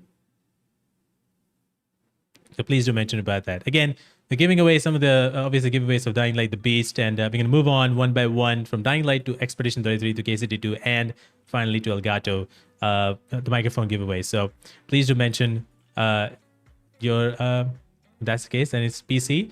I know. So which game did you donate it for again? Can you please remind me? And so if you can let me know which game did Hunter donate it for, just in case. Just remind, he's mentioned PC in whichever game that he has donated for. Blood of Dawnwalker, quite a ride. Fears to Fathom, Scratch Creek. Oh, the next Fears to Fathom game. Yes. Silver Spine, KCD2, Expedition 3. Got it. Well, okay. Well, here we go for the next giveaway. That's not the one. We have 3 people who have donated for a PlayStation version. This is for the EU version. Unfortunately, we didn't get any donations for. Hold on. For the US version. So here is the giveaway. This is going to be one giveaway for the PS5 in the EU region. So let's see who's going to win out of these three: Neo or Snav. Snav in this case, I know. Neil or Mad Duck. Has not mentioned the name, but it is going to be Neil. Well, congratulations, Neil, for winning the Dying Light the Beast giveaway on PS5. We'll be reaching out to you soon once the stream is over. So stay tuned. Stay tuned. We'll be reaching out to you via your email. Any of the winners who are winning these giveaways will be reaching out to you via email. So keep a lookout on that. We'll be reaching out to you soon. Hopefully tomorrow, or day after tomorrow, maybe by the end of this week.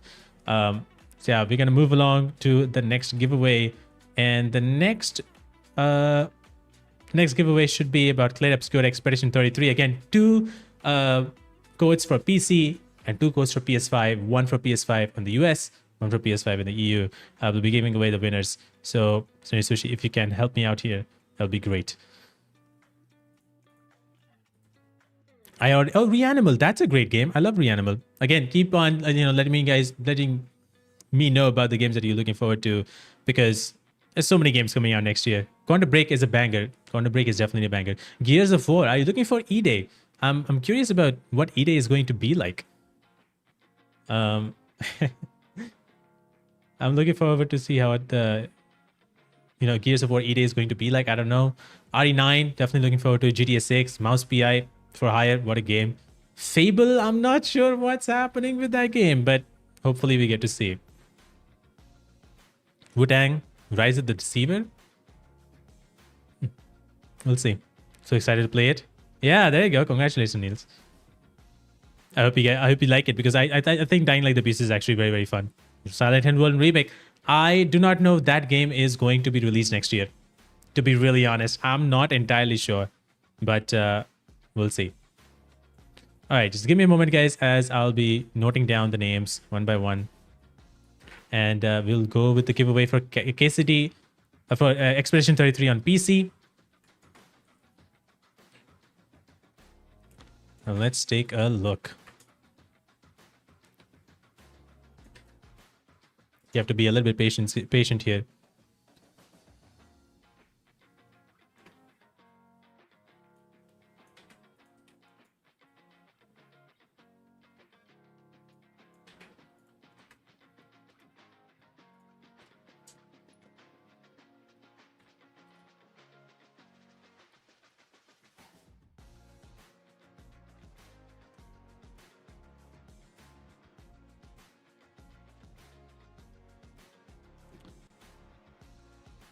Again, I really appreciate all of you guys being here. It means a lot that you guys came to the award show. It's a fun way to kind of like celebrate video games, end the year with sort of like a bang.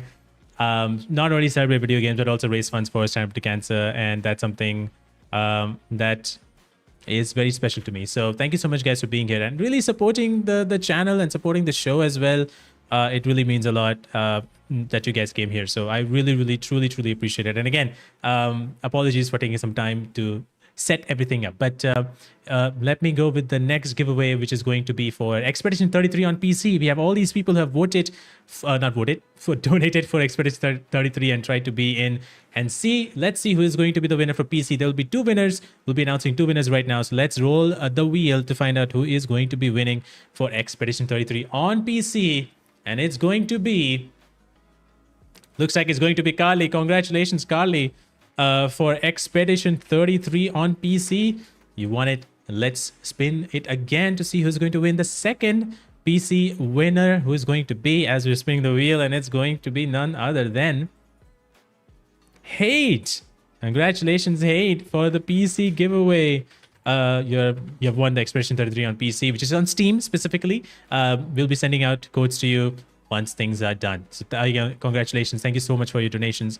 Really appreciate what you have done. So thank you so much. And again, we'll be setting up, give me more time as I set up for the giveaway for the next ones. So congratulations, Carly. There you go. You got your opportunity to win, to play Expedition 33. I hope you really enjoy it. Let's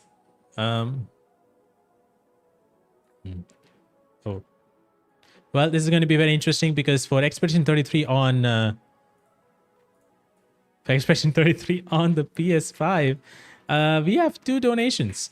And this is going to be a very 50-50% chance on who's going to be winning. This is for the EU section of PS5. So this is going to be very interesting because I've never seen a 50-50%. But here it is, a 50-50% between Certified Scott and Neo or Snav. Let's see who's going to be winning Expedition 33 on the PS5.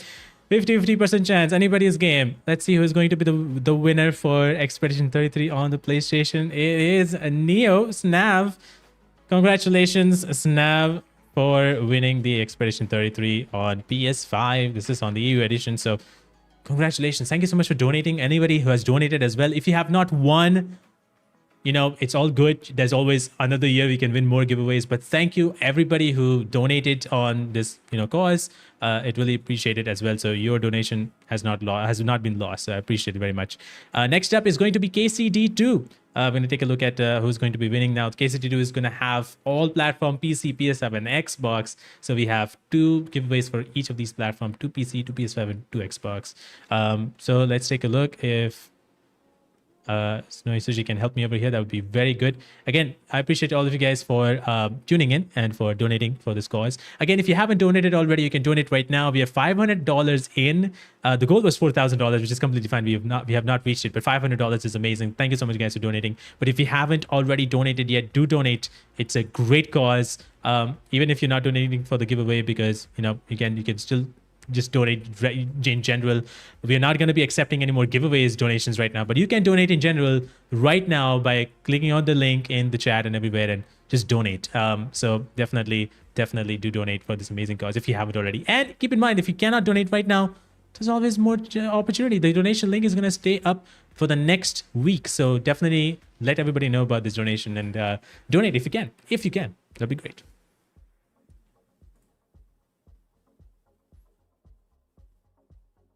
Kind of sad donating and then being left out of the giveaway. Well, if you have donating, you have to mention that that's completely fine, Snap. It's all good. But you have to mention that which platform you're donating. You have to mention your email and platform. If you cannot mention your platform, it will be very hard for me to even select because I don't know which platform you're going with. So you have to mention that platform if you have not done that. And if you have donated directly, then you know that's just how it is. All right, let me just really quickly set everything up, and we'll be revealing the winner for KCD2 on PC, or a couple of winners. Let's see. Sorry, I'm taking some time here. Wow. Right, yeah, Snowy Sushi is doing all the job, by the way, on this giveaway and making sure that we have the right names and everything. So, you know, please do you know, share some love for Snowy Sushi over here. She's an amazing moderator, amazing friend of mine. So definitely do cheer for her. She's amazing. And so here's going to be the giveaway winner for KCD2 on PC. Sorry, KCD2 on PC. That is Steam. So let's see who is going to be the 2 winners in this one for KCD2. And the first winner is going to be... It is going to be Jamie for the first one. Congratulations, Jamie, for winning a giveaway for KCD2 on PC. Now the second winner on PC, that is going to be, let's take a look. Who's it going to be? It is going to be Cami Chaos for the win. Congratulations, Cami. You have won a copy for KCD2 on PC. Congratulations for that. Now we're going to take a look at PS5, and this is going to be an interesting one because we have another one of those opportunities where we have 2 people who have donated for the PS5 version. This is very exciting and very interesting. We're going to have a 50-50 opportunity for anybody who's going to be winning. So here is KCD2 on PS5 for the US region. Unfortunately, didn't get anything for the EU region, but here are 2 people. We have Moonflows in the chat. Her name is also Carly, and we have Nicole, who's also donated. So let's see who's going to be winning. Out of these 2, 50% chance. Who is going to be the winner? And it seems to be going to be Cami Chaos. Congratulations, Cami, for winning KCD2 on PS5. Congratulations once again. Again, thank you. I have to say thank you everybody who has been donating for this. This has been wonderful. I appreciate you guys all a lot. This means the world to me. Thank you so much for donating again. And last but not least, okay, last but not least, no issues. But last but not the least, we're gonna go with the Elgato microphone bundle giveaway. So let's take a look at that. Snowy Sushi, if you can help me out here. But yeah, again, I appreciate everybody who's been doing this and who's been donating for this amount. Moonflows will be in touch about that as well. Don't worry about it. We'll be in touch. So keep make sure that you DM me once. But yeah, the last giveaway is going to be with the Elgato microphone bundle, which will give you the Elgato Wave mic and the Elgato microphone arm MK2. These are the two new. Wave mic has been around for a while. MK2 microphone arm is a brand new arm that is really very well done by Elgato. And thanks to Elgato for really giving me the opportunity to help me with this. So yeah, congratulations to all the winners. We have one more to go for.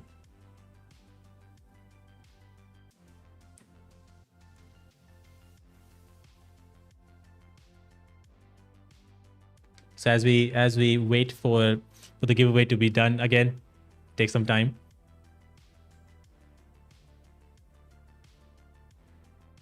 Yeah, so I think when is the game is the Game Awards. The Game Awards is happening on the 11th. So that's then.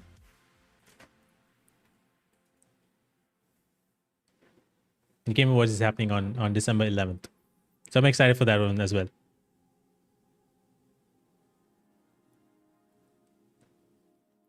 That's completely fine. That's completely fine. Again, we're just checking in. So be a little bit patient. We're just checking in with some of the information. We'll be right back with some of the winners as well.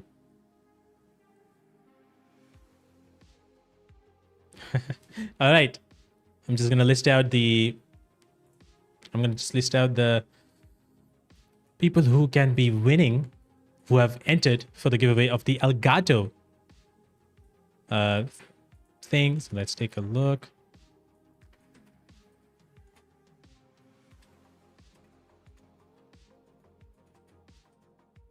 All right, I'm all ready to go with the Elgato giveaway. So here are some of the people who have entered for the giveaway of Elgato microphone. Let's take a look. Let's spin the wheel. Let's see who is going to be the winner. There's only one winner out of all of these people, and it's going to go to. Well, this is great. Ragini is going to be winning the Elgato microphone bundle. Congratulations to Ragini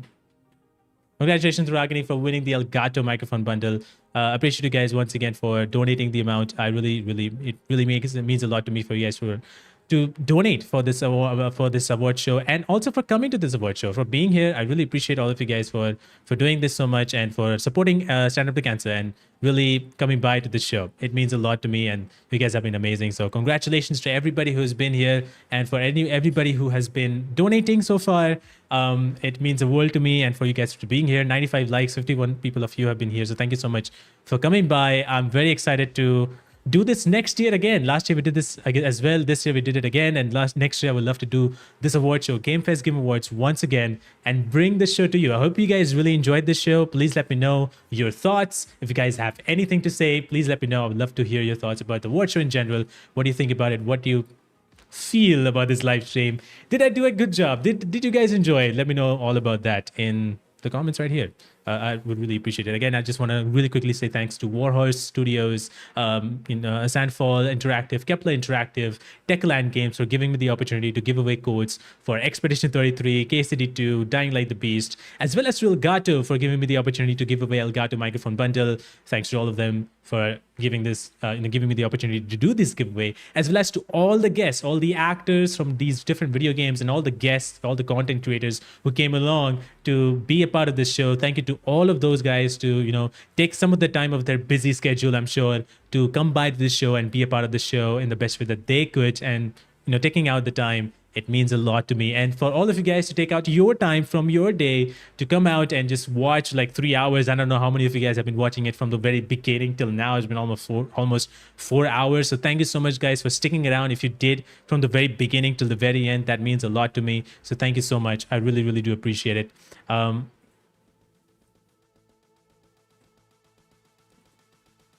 I really, really do appreciate it. So thank you so much for doing that. I thank you a lot. That means a lot to me. It was so much fun. Looking forward to next year. Yes, thank you for this. It's been amazing.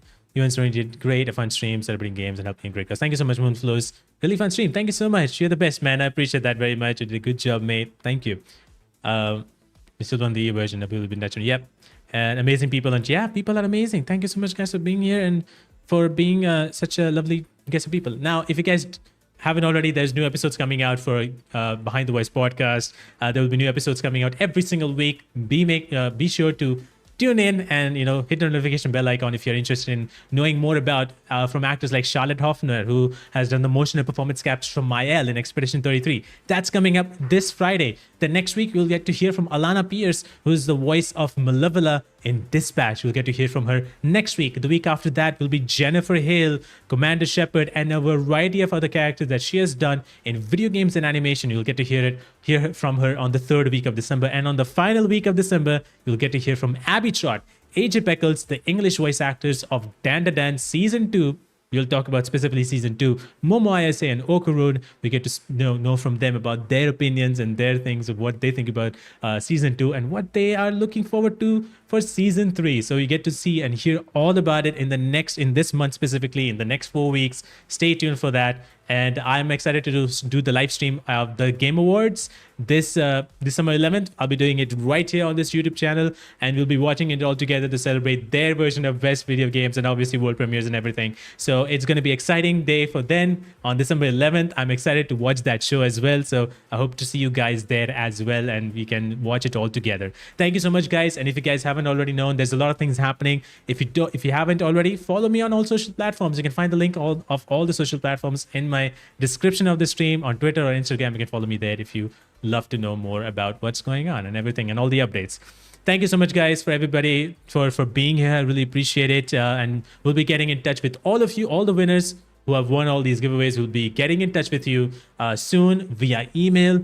But I really, really appreciate all of you guys being here. Thank you so much for coming by. Thank you so much to Standard to Cancer for believing in me and doing this. I really appreciate it. And I hope you guys have a lovely day, lovely evening, a lovely morning, wherever you guys are at. And I truly, truly appreciate you guys have been awesome and it's been wonderful. And I cannot would have done without all of you. So thank you so much for the support, for the lovely comments, over here. It means the world to me. Thank you so much. And I cannot wait to see you guys in 2026. There's more coming. I'm very excited to share more stories, more podcast episodes. It's going to be exciting. Thank you so much. Thank you so much, guys, for always supporting and taking my channel to the place where it has been. I really appreciate it. And I shall see you guys next time. Have a good one, guys. I'll see you guys next week on December 11th at the Game Awards. We'll be watching it together.